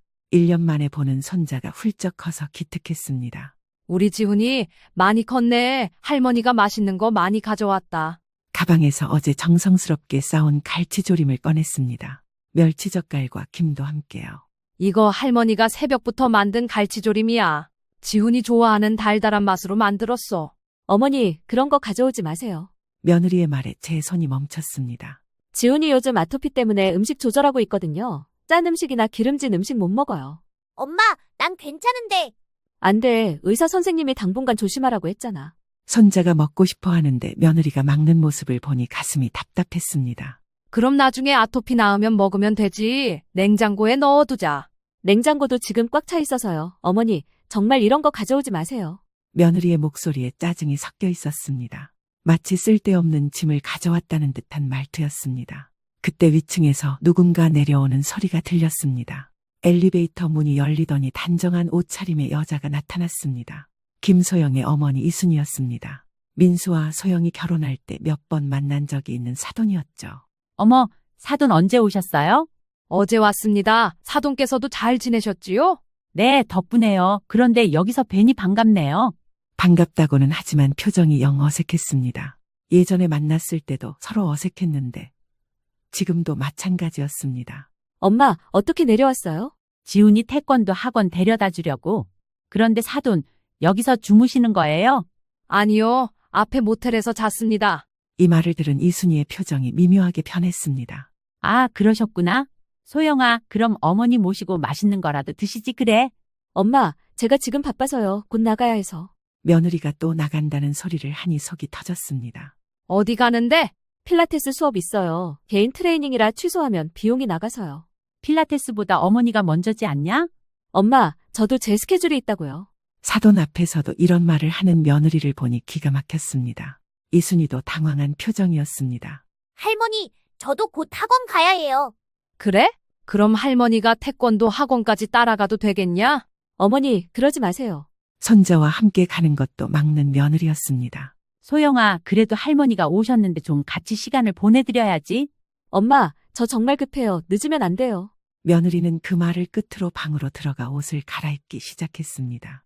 저와 이순이는 거실에서 어색하게 마주 앉아 있어야 했습니다. 사돈, 차라도 한 잔 드세요. 고맙습니다. 이순이가 물을 끓이는 동안 지훈이가 제 옆에 앉았습니다. 할머니, 선물 가져왔어요? 그럼 할머니가 지훈이를 위해 특별한 거 준비했지.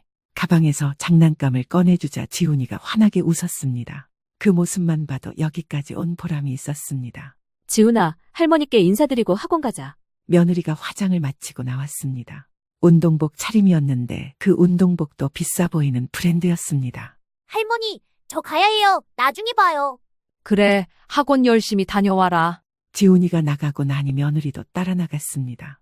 어머니, 저도 나가야 해서요. 민수 오빠 오면 연락드릴게요. 그렇게 또 혼자 남겨졌습니다. 이순이가 차를 내오며 말했습니다.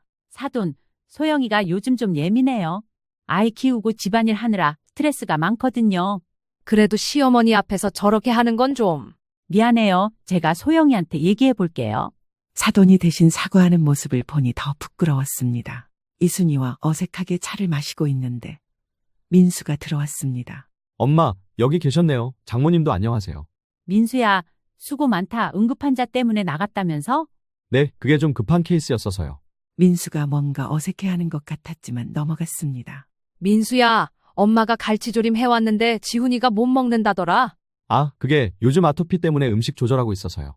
그럼 너라도 먹어봐라. 엄마 손맛 그리워하지 않더냐? 갈치조림 용기를 열자 고소한 냄새가 퍼졌습니다. 민수의 표정이 밝아지는 것 같았습니다. 와, 정말 오랜만이에요. 냄새부터 좋네요. 그때 소영이가 돌아왔습니다. 뭐 이렇게 냄새가, 어머니, 그거 또 꺼내셨어요? 민수가 먹어보겠다고 해서. 오빠, 오늘 오후에 친구들 만나기로 했잖아요. 음식 냄새 배면 어떡해요?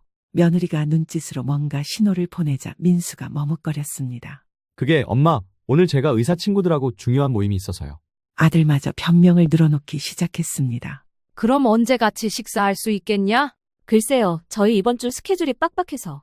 그때 이순이가 끼어들었습니다. 소영아, 그래도 어머니가 저 멀리서 오셨는데 하룻밤 정도는 모셔야 하는 거 아니냐? 엄마, 저희 집 사정을 엄마가 다 아시잖아요. 무슨 사정이 그렇게 바쁘다는 거야? 여러 가지 있다고요. 그리고 어머니한테는 이미 설명드렸어요. 며느리가 제게 눈을 흘기며 말했습니다. 어머니, 저희도 저희만의 생활 패턴이 있거든요. 갑자기 오시면 저희도 당황스러워요. 갑자기라니 민수가 오라고 했는데. 엄마, 제가 그렇게 말씀드렸나요? 그냥 언제 한번 오시라고 한 것 같은데. 아들마저 발뺌을 했습니다. 제 기억으로는 분명히 지훈이 생일 때문에 오라고 했는데 말입니다. 민수야, 그래도 어머니가 이렇게 오신 김에 같이 식사라도 하고 가시게 해드려야지. 엄마, 그러지 마세요. 저희 상황 복잡해요. 뭐가 그렇게 복잡하다는 거냐? 말씀드렸잖아요. 지훈이 관리도 해야 하고, 오빠 스케줄도 있고. 모녀가 서로 눈치를 주고받는 모습을 보니 뭔가 이상했습니다.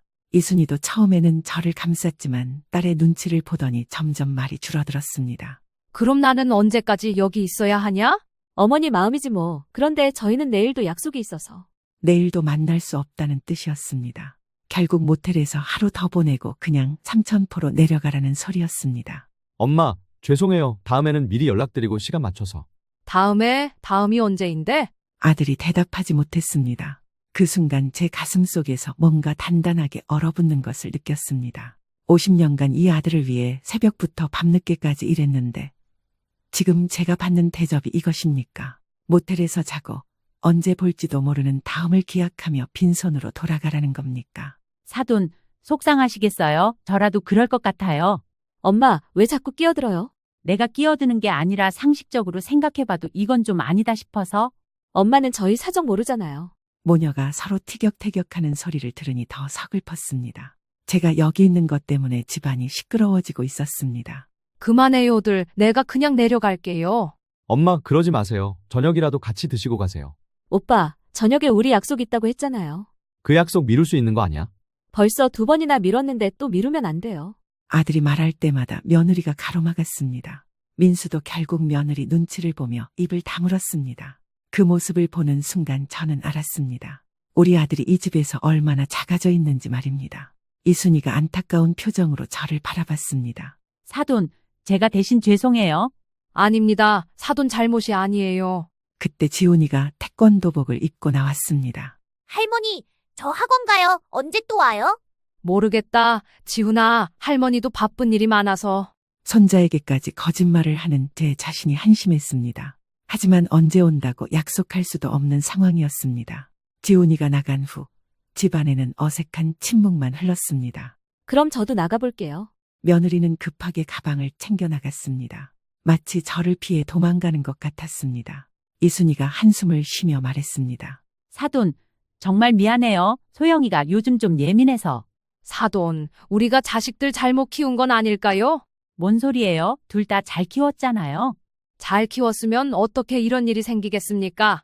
이순이도 할 말이 없는지 그냥 고개만 끄덕였습니다. 그날 저녁 민수는 결국 약속이 있다며 나가버렸습니다. 저는 또 혼자 모텔로 돌아가야 했습니다. 가져온 갈치조림은 그대로 냉장고 한 구석에 방치되어 있었습니다. 아무도 거들떠보지 않는 제 정성이 서글펐습니다. 모텔방에 앉아서 삼천포로 돌아갈 차표를 예매했습니다. 내일 아침 첫 차로 내려가기로 했습니다. 더 이상 여기서 환영받지 못하는 손님 노릇은 하고 싶지 않았거든요. 하지만 잠자리에 누워서도 계속 생각이 났습니다. 과연 내일도 이런 식일까? 아니면 민수라도 조금은 달라질까? 그런데 왠지 좋지 않은 예감이 계속 들었습니다. 내일이면 더 큰 충격이 기다리고 있을 것 같은 불안한 마음 말입니다. 모텔에서 맞는 두 번째 아침이었습니다. 삼천포로 돌아가는 버스표를 이미 끊어놨지만 그래도 마지막으로 한 번만 더 시도해보기로 했습니다. 지훈이 생일이 내일 모레인데 할머니가 빈손으로 돌아갈 수는 없잖습니까? 오전 9시에 민수한테 전화를 걸었습니다. 엄마 벌써 일어나셨어요? 응, 민수야, 오늘은 시간 좀 될까? 오늘요? 글쎄요. 소영이가 뭐라고 하는지 물어볼게요. 아들이 제 눈치를 보는 게 아니라 며느리 눈치를 보고 있었습니다. 민수야, 엄마가 지훈이 생일 선물도 준비했고 삼천포 특산물도 가져왔는데 한 번도 제대로 못 줬잖아. 아, 그거요? 엄마, 미안한데 지훈이가 요즘 편식이 심해져서요. 편식? 네, 생선 비린내를 너무 싫어해서 아예 안 먹으려고 해요. 편식이라니 작년까지만 해도 할머니가 보내준 멸치젓갈 잘 먹었는데 말입니다. 그럼 너라도 한 끼 같이 먹자. 엄마가 정성 들여 만든 건데. 그게 오늘 소영이 친구들이 집에 온대요. 또 친구들 이야기였습니다. 엄마, 내일은 어떠세요? 내일은 시간 괜찮을 것 같은데. 내일? 내일은 지훈이 생일 아니냐? 아, 맞다. 그날은 생일 파티 때문에 바쁠 거예요. 손자 생일 파티에도 할머니는 초대받지 못한 모양이었습니다. 제 목구멍이 막히는 것 같았습니다. 그럼 나는 언제 우리 지훈이 얼굴이나 제대로 볼 수 있겠냐? 엄마, 죄송해요. 다음에 시간 맞춰서 미리 계획 세우고 뵙죠. 다음에만 계속 미루는 아들이었습니다. 그래도 포기할 수는 없어서 아파트로 갔습니다. 마지막으로 며느리한테라도 제대로 인사하고 가고 싶었습니다. 10층에서 초인종을 눌렀는데 한참 후에야 문이 열렸습니다. 어머니, 또 오셨네요. 또라는 말에서 귀찮다는 뜻이 뚝뚝 떨어졌습니다. 응, 내일 내려가니까 마지막으로 인사하러 왔어. 아, 그러세요? 그런데 지금 친구들 오기로 했거든요. 벌써 10시인데 친구들이 온다니 이상했습니다. 오전에 손님이 와? 네, 브런치 모임이에요. 이미 준비 다 해놨는데. 그때 엘리베이터에서 여자 3명이 내렸습니다. 모두 비싼 옷을 입고 명품 가방을 들고 있었습니다. 김소영과 비슷한 나이대의 여자들이었습니다. 언니들, 이쪽으로 오세요. 며느리가 친구들을 맞으며 환하게 웃었습니다. 저한테는 한 번도 보여준 적 없는 밝은 얼굴이었습니다. 친구들이 지나가면서 저를 힐끗 보더니 서로 눈짓했습니다. 뭔가 수군거리는 소리가 들렸지만 정확히는 들리지 않았습니다. 어머니, 그럼 저희 바쁘니까. 응, 알겠다. 그런데 지훈이는? 학원 갔어요. 오늘 특별 수업 있다고 해서. 집으로 들어가려는데 친구 중 한 명이 제게 말을 걸었습니다. 어머니, 어디서 오셨어요? 삼천포에서 왔습니다. 아, 시골에서 오셨구나. 멀리서 고생하셨네요. 말은 정중했지만 표정에서 무시하는 기색이 역력했습니다. 우리 시어머니세요. 생선 장사 하시거든요. 며느리가 생선 장사라는 말을 할 때 묘하게 창피해하는 듯한 톤이었습니다. 아, 그러시구나. 요즘 생선 값이 많이 올랐죠? 네, 그렇습니다.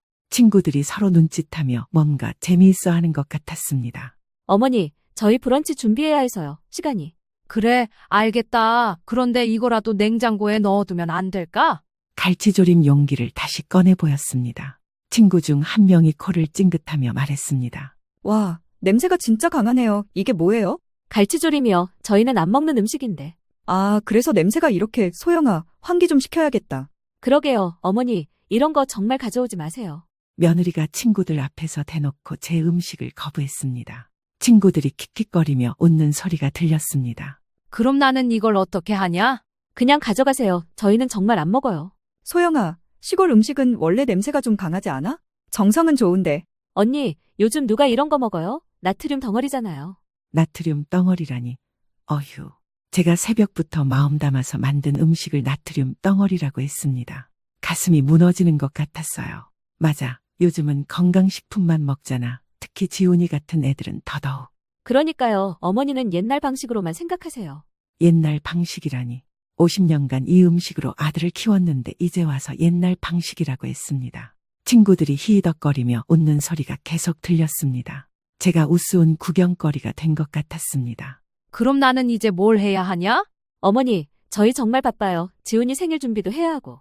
소영아, 그래도 어머니 모시고 같이 드시면 안 돼?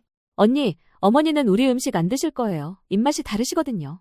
며느리가 친구들한테 저를 마치 까다로운 시골 할머니로 소개하고 있었습니다.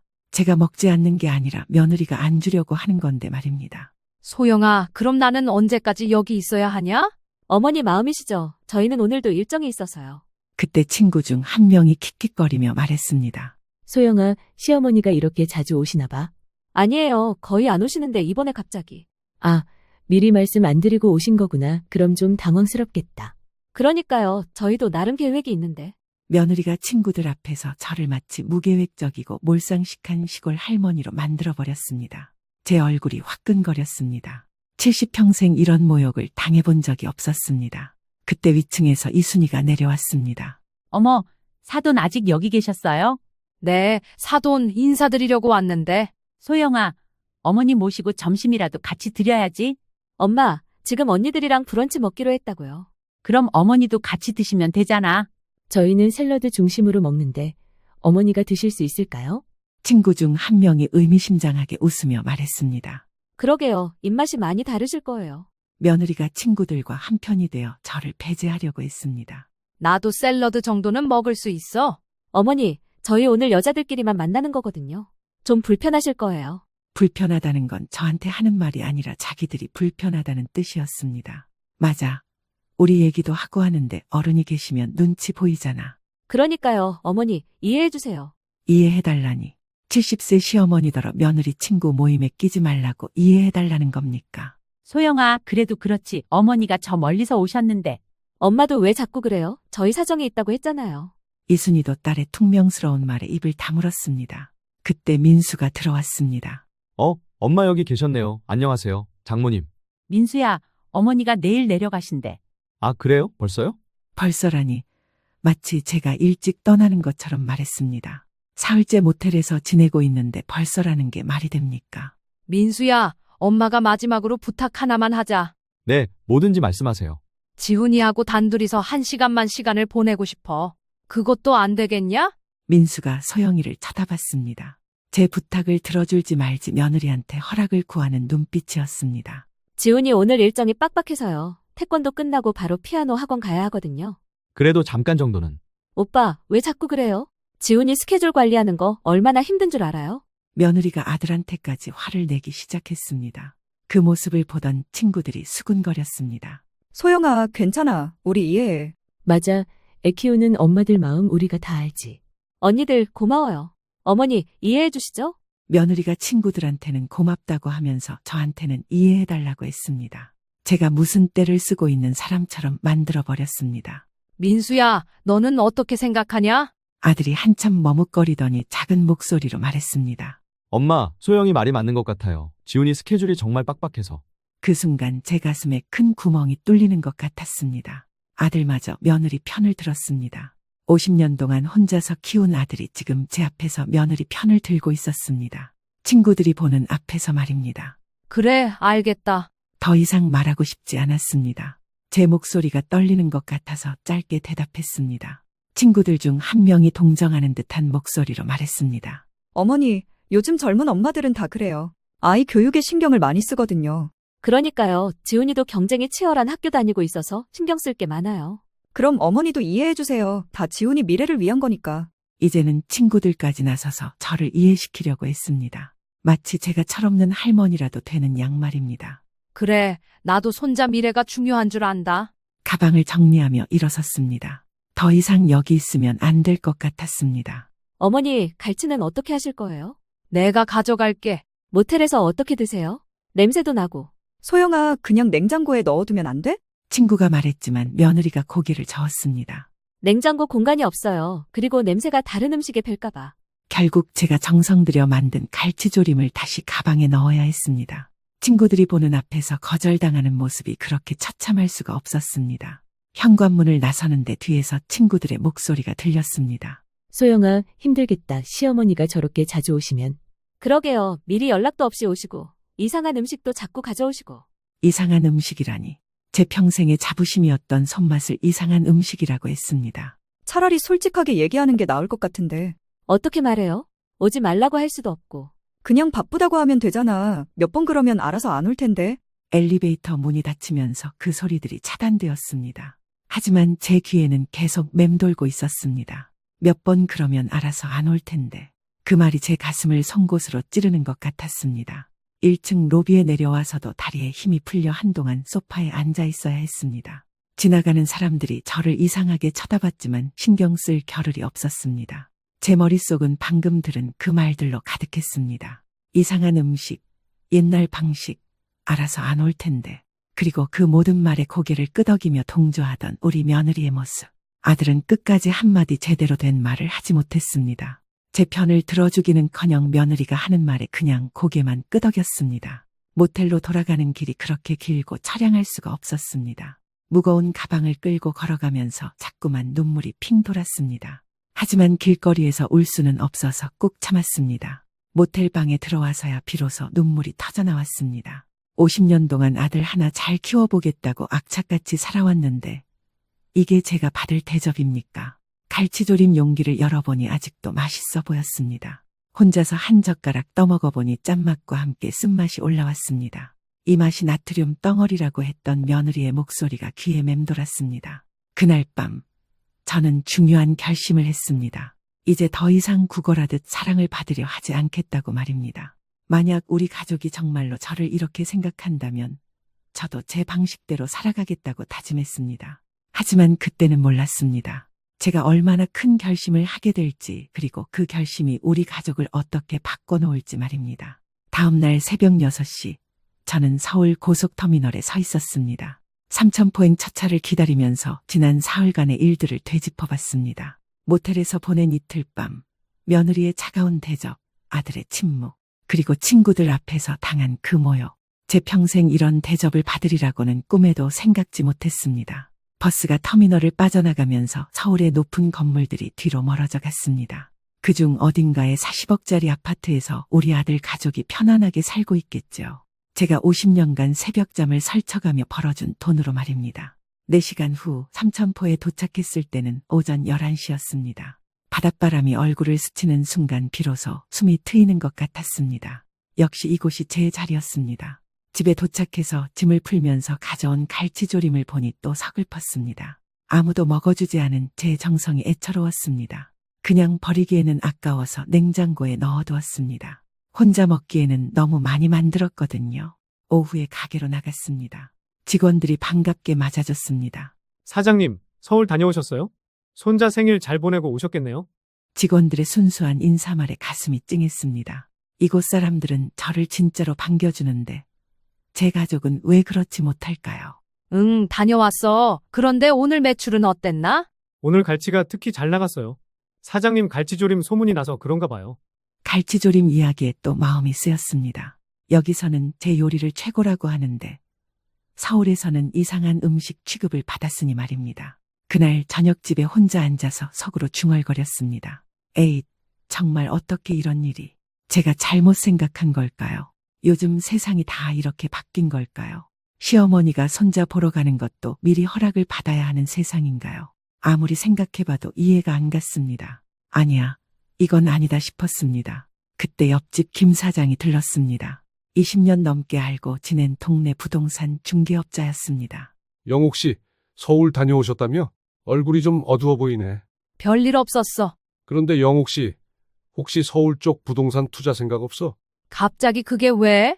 요즘 강남 쪽 아파트 값이 많이 올랐다던데. 영옥 씨 정도 자금력이면 충분히 투자할 만하지 않나 싶어서. 강남 아파트 이야기에 제 귀가 번쩍 뜨이며 좋은 생각이 났습니다. 강남 아파트가 얼마나 해? 요즘 괜찮은 게 40억 정도 하더라고요. 40억이라니. 우리 민수가 사는 아파트와 똑같은 가격대였습니다. 영옥 씨 자산이면 충분히 살 수 있을 텐데 임대 놓으면 월세도 꽤 나올 거고. 김 사장의 말을 들으면서 제 머릿속에 어떤 생각이 스쳐 지나갔습니다. 위험한 생각이었지만 자꾸만 커져갔습니다. 그날 밤 잠이 오지 않아서 계산기를 두드려 봤습니다. 제가 현재 가지고 있는 자산을 정리해 봤습니다. 삼천포 상가 건물 3채, 집 1채, 그리고 통장에 있는 현금. 모두 합치면 50억은 좋게 넘을 것 같았습니다. 50년간 새벽 3시부터 밤 10시까지 일해서 모은 제 평생의 피와 땀이었습니다. 이제는 이 돈을 제대로 써볼 때가 온 것 같았습니다. 다음 날 아침 일찍 김 사장을 불렀습니다. 김 사장, 어제 강남 아파트 이야기했잖아. 네, 왜요? 관심 있으세요? 응, 좀 알아봐줘. 민수가 살고 있는 그 집을 살 수 있게 알아봐줘. 정말요? 알았습니다. 2주 후 김 사장이 연락을 줬습니다.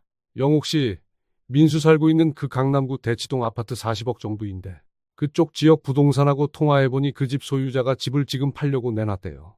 아주 완벽했습니다. 그거로 하자. 계약 언제 할 수 있을까? 빠르면 이번 주 안에 가능할 것 같은데요. 그날부터 저는 바쁘게 움직였습니다. 상가 건물 중에서 가장 값나가는 곳을 내놓기로 했습니다. 삼천포 중심가에 있는 3층 건물이었는데 1층은 제가 직접 생선가게를 하고 2, 3층은 임대를 줘서 월세를 받고 있었습니다.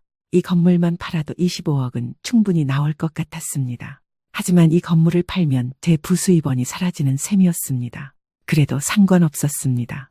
어차피 70세인 제가 언제까지 일할 수 있겠습니까? 이번 기회에 정리하고 여생은 편히 살겠다고 생각했습니다. 김 사장이 놀란 목소리로 물었습니다.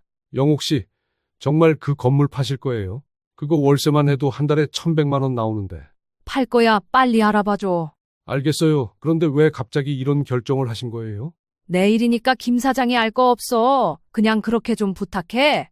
김 사장이 제 단호한 말투에 더 이상 묻지 않았습니다. 일주일 후 모든 게 준비되었습니다. 삼천포 상가 건물 1개는 지역 건설업체에서 25억에 사겠다고 했고 강남 아파트는 35억에 계약 준비가 끝났습니다. 김 사장이 계약서를 들고 왔습니다. 영옥 씨, 이거 서명만 하시면 끝이에요. 그런데 정말 괜찮으세요? 뭐가? 이렇게 큰 돈을 한 번에 움직이시는 게 혹시 아드님께는 말씀드렸어요. 민수한테는 말하지 말아줘. 깜짝 선물이니까. 깜짝 선물이라니 정말 그렇게 될지도 모르겠습니다. 하지만 그들이 생각하는 선물과는 정반대의 선물이 될 것 같았습니다. 계약서에 도장을 찍는 순간 제 손이 미세하게 떨렸습니다. 50년간 일군 제 터전을 정리하는 일이었으니까요. 하지만 후회는 없었습니다. 오히려 속이 시원한 기분이었습니다. 김 사장이 조심스럽게 물었습니다. 영옥 씨, 그런데 강남 아파트는 어떻게 하실 계획이세요? 글쎄, 아직 생각 중이야. 사실 계획은 이미 다 세워져 있었습니다. 하지만 김 사장한테까지 다 말할 필요는 없었습니다. 이틀 후 강남의 부동산에서 연락이 왔습니다. 아파트 계약이 끝났다는 소식이었습니다. 이제 저는 우리 민수가 살고 있는 그 아파트를 소유하게 되었습니다. 하지만 그들은 아직 모르고 있겠죠. 그날 저녁 민수한테 전화가 왔습니다. 엄마, 잘 내려가셨어요? 응, 잘 왔다. 엄마, 그때는 정말 죄송했어요. 소영이도 미안하다고 하더라고요. 미안하다고 하더라고요. 직접 전화해서 사과하는 것도 아니고 전해달라고 했다는 뜻입니까? 그래, 괜찮다. 다음에는 미리 연락드리고 시간 맞춰서 뵙겠어요. 응, 그래라. 짧게 전화를 끊었습니다. 더 이상 아들과 길게 이야기하고 싶지 않았습니다. 그 다음 날부터 저는 본격적인 준비에 들어갔습니다. 이번에는 서울에 있는 부동산 중개업체에 연락해서 민수가 살고 있는 아파트의 월세 매물이 나오면 알려달라고 했습니다. 며칠 후 연락이 왔습니다. 민수가 사는 아파트 같은 동 다른 층에 월세로 나온 집이 있다는 소식이었습니다. 저는 주저하지 않고 그 집을 월세로 계약했습니다. 이제 저는 우리 아들이 사는 같은 건물에 집을 하나 더 얻게 되었습니다. 15층이었는데 민수네 10층보다 더 높은 곳이었습니다. 김 사장이 의아해했습니다. 영옥 씨, 아파트 하나 사놓고 또 월세까지 하시는 이유가 뭐예요? 내가 직접 살 집이 필요하네. 서울에서 사실 생각이세요? 아마도. 거짓말은 아니었습니다. 정말로 서울에서 살 생각이 있었으니까요. 다만 그들이 예상하는 방식과는 조금 다를 뿐이었습니다. 모든 준비가 끝나자 제 마음도 차분해졌습니다. 이제 언제든지 서울로 올라갈 수 있었습니다. 그리고 우리 가족들에게 제대로 된 인사를 할 수 있게 되었습니다. 하지만 그 인사가 어떤 결과를 가져올지는 아직 그들이 모르고 있었습니다. 제가 단순한 시골 할머니가 아니라는 것도 곧 알게 될 것입니다. 삼천포에서 50년간 사업을 해온 홍영욱이 어떤 사람인지 말입니다. 그날 밤 저는 처음으로 편안하게 잠들 수 있었습니다. 복수할 준비가 모두 끝났다는 안도감 때문이었습니다. 내일부터는 정말로 새로운 인생이 시작될 것 같았습니다. 2주 후, 저는 조용히 서울로 올라왔습니다. 민수네 아파트 같은 건물 15층으로 이사했습니다. 아무에게도 알리지 않았습니다. 이사업체에는 조용히 해달라고 특별히 부탁했습니다. 어느 토요일 아침이었습니다. 민수 가족이 모두 집에 있는 것을 확인하고 전화를 걸었습니다. 민수야, 나다. 엄마, 웬일이세요? 요즘 연락이 뜸했는데. 응, 할 얘기가 있어서 지금 집에 다 있지? 네, 다 있어요. 무슨 일이세요? 곧 올라갈 테니까 기다려라. 올라온다고요? 서울에요? 응, 곧 도착할 거야. 전화를 끊고 엘리베이터를 탔습니다. 15층에서 10층으로 내려가는 짧은 시간이었지만 제 가슴은 두근거렸습니다. 드디어 그들에게 진실을 알려줄 때가 온 것입니다. 10층에서 내려 문 앞에 섰습니다. 초인종을 누르니 민수가 나왔습니다. 엄마, 정말 오셨네요? 어떻게 이렇게 빨리? 가까운 데 있었어. 집 안으로 들어가니 소영이와 지훈이가 거실에 있었습니다. 어머니, 갑자기 오시면 어떡해요? 또 같은 소리였습니다. 소영아, 이제는 갑자기 오는 게 아니야. 무슨 말씀이세요? 하하, 나도 이제 서울 사람이거든. 저도 모르게 웃음이 나왔습니다. 그들의 당황한 표정을 보니 속이 시원했거든요. 그들의 표정이 의아해졌습니다. 엄마, 무슨 말씀이세요? 나 이 아파트 15층에 이사 왔어. 순간 집안이 조용해졌습니다. 민수와 소영이가 서로 바라보며 당황하는 모습이 보였습니다. 15층이요? 언제요? 일주일 전에. 엄마, 왜 미리 말씀 안 해주셨어요? 깜짝 선물이니까. 선물이라는 말에 그들의 얼굴이 더욱 굳어졌습니다. 어머니, 그런 큰일을 왜 상의 없이? 내 돈으로 내 집 사는데 왜 상의를 해야 하냐? 그들이 할 말을 잃었습니다. 특히 소영이의 얼굴이 새파랗게 질렸습니다. 그런데 그것뿐만이 아니야. 또 뭐가 있으신데요? 너희가 새들어 살고 있는 이 집 말이야. 제가 천천히 가방에서 서류를 꺼냈습니다. 이 집도 내가 샀어. 등기부등본을 테이블 위에 펼쳐놓았습니다. 소유자 명의가 홍영욱으로 되어 있는 서류였습니다. 이게 뭐예요? 너희가 살고 있는 이 집 등기부등본이야. 소유자가 바뀌었지? 엄마, 이게 대체 무슨? 어제 잔금 치르고 소유권 이전 완료했어. 소영이가 서류를 보더니 그대로 주저앉았습니다. 말도 안 돼요. 이 집은 우리 집인데. 전세였잖아. 그리고 이제는 내 집이야. 민수가 떨리는 손으로 서류를 다시 확인했습니다. 엄마, 정말이에요? 정말 이 집을 사신 거예요? 그래, 은행 대출이랑 내 현금 합쳐서 샀어. 은행 대출이요? 어디서 그런 큰 대출을? 삼천포 상가 건물들 일단 팔려고 내놨고 우선 담보로 잡혔어. 50년 단골 고객이니까 은행에서 잘해주더라. 아들 며느리는 제 재력을 완전히 무시하고 있었다는 걸 그제야 깨달았습니다. 단순한 시골 생선장사로만 생각했던 모양입니다. 하지만 사실 저는 50년간 삼천포에서 수산업 쪽으로 크게 사업을 해온 큰손이었습니다. 그런데 소영아, 이제 집주인이 바뀌었으니까 몇 가지 규칙을 정해야겠어. 규칙이요? 첫째, 집주인한테는 예의를 갖춰라. 소영이의 얼굴이 붉어졌습니다. 둘째, 집주인이 가져온 음식을 이상한 음식이라고 하지 마라. 어머니, 그건. 셋째, 집주인을 모텔에 재우지 마라. 제 목소리는 차갑고 단호했습니다. 그들이 저에게 했던 모든 모욕을 그대로 되돌려주는 기분이었습니다. 엄마, 저희가 잘못했어요. 정말 죄송해요. 이제 와서 죄송하다고? 사돈 이순이가 위층에서 급하게 내려왔습니다. 아래층이 시끄러워서 뭔 일인지 보러 온 모양이었습니다. 사돈, 언제 오셨어요? 그런데 무슨 일이에요? 사돈, 이제 우리 이웃이 됐어요. 이웃이요? 네, 15층에 이사 왔거든요. 그리고 이 집도 제가 샀고요. 이순이의 눈이 휘둥그레졌습니다. 이 집을 사셨다고요? 네, 35억에요. 저희 소영이가 모텔에서 자라고 해서 아예 집을 사버렸어요. 이순이가 딸을 노려보았습니다. 소영아, 너 뭘 한 거야? 엄마, 저는 사돈, 딸 교육을 다시 시켜야겠어요. 시어머니를 모텔에서 재우는 며느리가 어디 있어요? 이순이의 얼굴이 빨갛게 달아올랐습니다. 소영아, 정말 그랬어? 엄마, 그때는 상황이. 상황이 뭐가 상황이야? 어떻게 시어머니를 모텔에 재워? 이순이가 딸을 호되게 꾸짖기 시작했습니다. 지난번에는 제 편을 들어주던 사돈이었는데 이제는 상황이 완전히 바뀐 것입니다. 제가 집주인이 되니까 말이죠. 사돈 괜찮아요. 이제는 다 지난 일이니까. 저는 여유롭게 말했습니다. 이제 주도권이 완전히 제게 넘어왔거든요. 엄마, 그럼 저희는 어떻게 해야 해요? 뭘 어떻게 해? 그냥 살면 되지. 전세금은 어떻게 되는 거예요? 전세금? 아, 그거 말이야. 저는 잠시 생각하는 척했습니다. 그들의 얼굴이 점점 어두워졌습니다. 사실 아들 며느리가 살고 있는 그 집 전세금도 대부분이 제가 보태준 거였습니다. 앞으로 전세를 월세로 바꾸려고 하는데 새롭게 임대료를 계산하자. 임대료요? 그래, 이제부터 너희는 내 세입자야. 소영이가 완전히 패닉 상태가 되었습니다. 어머니, 이건 너무 심한 거 아니에요? 심해? 모텔에서 재운 것보다 심하냐? 그 말에 소영이가 할 말을 잃었습니다. 사돈, 그래도 가족인데. 맞아요. 가족이니까 이렇게라도 같이 살게 해주는 거예요. 제 말에 그들이 서로 바라보며 어쩔 줄 모르는 모습이었습니다. 바로 그때였습니다. 제가 50년간 기다려온 순간이었습니다. 그런데 월세가 좀 비쌀 거야. 얼마나요? 월 600만 원. 600만 원이요? 그건 너무. 비싸? 그럼 나가면 되지. 소영이가 입을 다물었습니다. 아니면 좋은 방법이 하나 더 있어. 무슨 방법이요? 15층으로 올라와서 나랑 같이 살면 월세 안 받을게. 그들의 얼굴이 더욱 일그러졌습니다. 어머니와 같이 살라고요? 왜, 싫어? 그럼 월세 내고 여기 살든가. 완벽한 딜레마였습니다. 시어머니와 같이 살기도 싫고 월세 600만 원 내기도 부담스럽고 이것이 바로 제가 원했던 상황이었습니다. 엄마, 좀 갑작스러워서. 갑작스럽긴 뭐가 갑작스러워? 너희가 나한테 한 것보다는 갑작스럽지 않아. 지훈이가 상황을 이해하지 못하고 물었습니다. 할머니, 우리 집이 할머니 집이 된 거예요? 그래, 지훈아, 이제 할머니가 집주인이야. 와, 그럼 할머니가 우리 집주인이네요.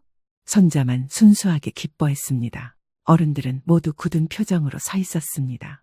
그런데 한 가지 더 얘기할 게 있어. 또 뭐가 있어요? 지난번에 친구들 앞에서 내 음식을 이상한 음식이라고 했지. 소영이의 얼굴이 창백해졌습니다. 그리고 나트륨 덩어리라고도 했고. 어머니, 그건. 이제부터는 그런 말 하지 마라. 집주인 음식 나쁘게 말하면 안 되거든. 제 목소리에 담긴 차가움에 그들이 모두 얼어붙었습니다. 50년간 사업을 하면서 터득한 위압감이었습니다.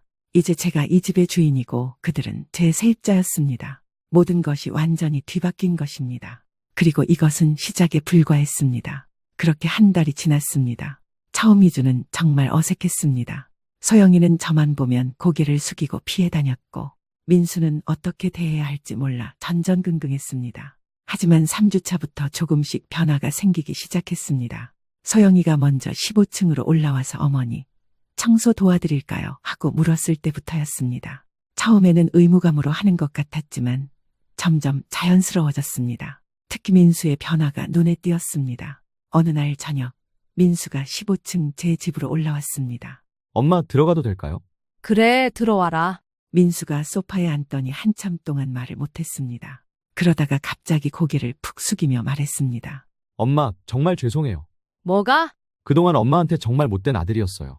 민수의 목소리가 떨리고 있었습니다. 엄마가 모텔에서 자야 할 때 저는 뭘 했는지. 지금 생각해보니 정말 부끄러워요. 아들이 진심으로 반성하는 모습을 보니 제 마음도 조금 누그러졌습니다. 이제 와서 그런 소리 해봤자 뭐해? 엄마, 저 정말 정신이 없었어요.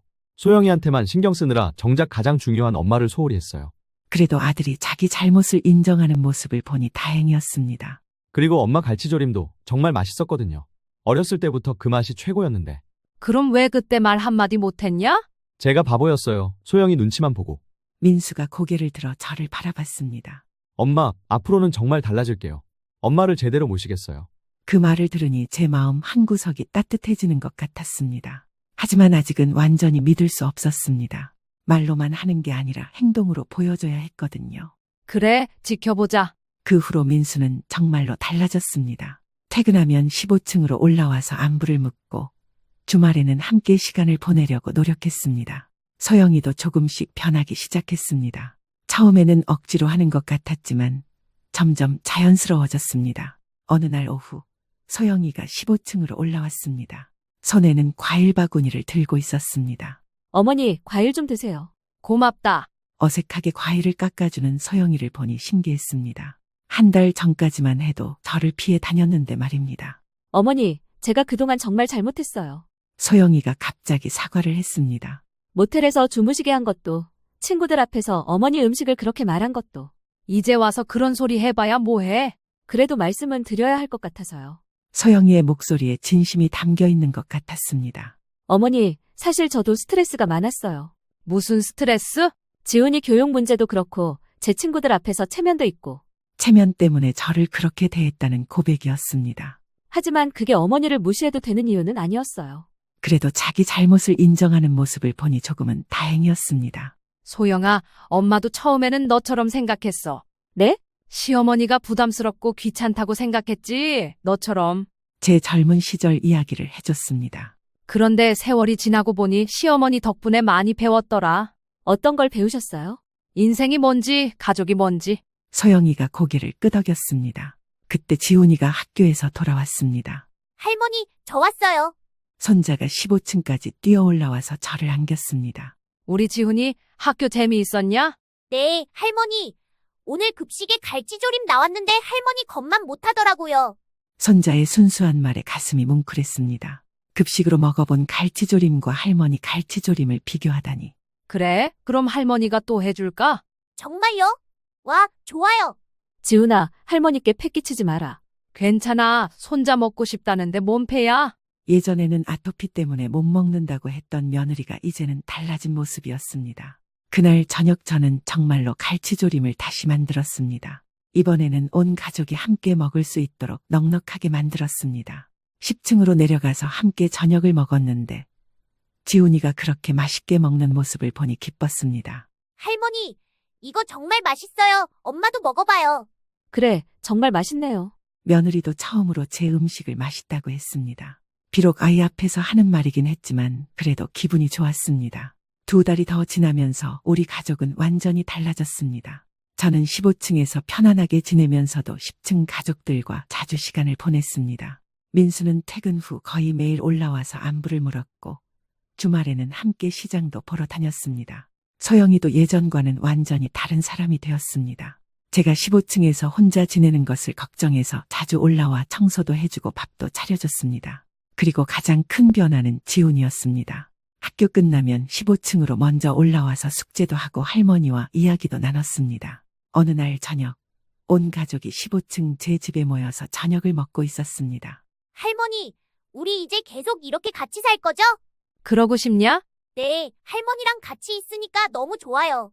손자의 말에 민수와 소영이도 웃었습니다. 엄마, 정말 감사해요. 뭐가 고마워? 엄마가 이렇게 해주셔서 저희가 정신을 차릴 수 있었어요. 맞아요. 어머니, 저도 그동안 정말 철없었어요. 며느리가 진심으로 반성하는 모습을 보니 제 마음도 따뜻해졌습니다. 그래, 이제라도 깨달았으면 다행이지. 사돈, 정말 지혜로우세요. 이순이도 요즘은 자주 올라와서 차를 마시며 이야기를 나눴습니다. 저도 소영이 교육을 잘못했나 봐요. 너무 버릇없게 키웠나 싶어서. 사돈도 딸 예뻐서 그런 거지, 뭘. 이제는 사돈과도 편하게 대화할 수 있게 되었습니다. 그날 밤 민수가 조심스럽게 물었습니다. 엄마, 그런데 월세는 언제까지 받으실 거예요? 왜 부담스러워? 그런 게 아니라 저희가 정말 변했는지 확인하고 싶으셔서 그러시는 거 아닌가 해서요. 아들이 제 마음을 알아챈 것 같았습니다. 똑똑하네, 우리 아들. 그럼 언제까지요? 글쎄다, 네가 진짜 변했는지 좀 더 지켜봐야지. 사실 처음부터 월세를 계속 받을 생각은 없었습니다. 그들이 진심으로 반성하고 변한다면 언젠가는 용서해 줄 생각이었습니다. 6개월이 지난 지금 저는 정말 행복합니다. 15층에서 편안하게 지내면서도 10층 가족들과 끈끈한 관계를 유지하고 있습니다. 지훈이는 거의 매일 올라와서 할머니와 시간을 보냅니다. 숙제도 같이 하고 제가 어렸을 때 이야기도 들려줍니다. 소영이도 이제는 제 갈치조림을 맛있게 먹습니다. 심지어 레시피까지 물어봐서 직접 해보겠다고 했습니다. 물론 아직 제 맛은 못 내지만 노력하는 모습이 기특합니다. 이순이도 자주 놀러와서 함께 차를 마시며 이야기를 나눕니다. 사돈, 정말 대단하세요. 어떻게 이런 생각을 하셨어요? 별거 아니에요. 그냥 아들 가족 가까이서 지켜보고 싶었어요. 저도 배워야겠어요. 사돈처럼 지혜롭게 살아야겠어요. 사돈과의 관계도 예전보다 훨씬 편해졌습니다. 어느 날 민수가 말했습니다. 엄마, 저 이제 정말 행복해요. 왜? 가족이 이렇게 가까이 있으니까 든든하고 좋아요. 어머니가 해주신 음식은 정말 맛있었어요.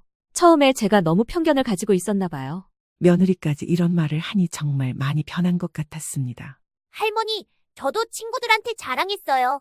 우리 할머니가 같은 아파트에 산다고. 그래? 친구들이 뭐라고 하던? 부럽다고 해요.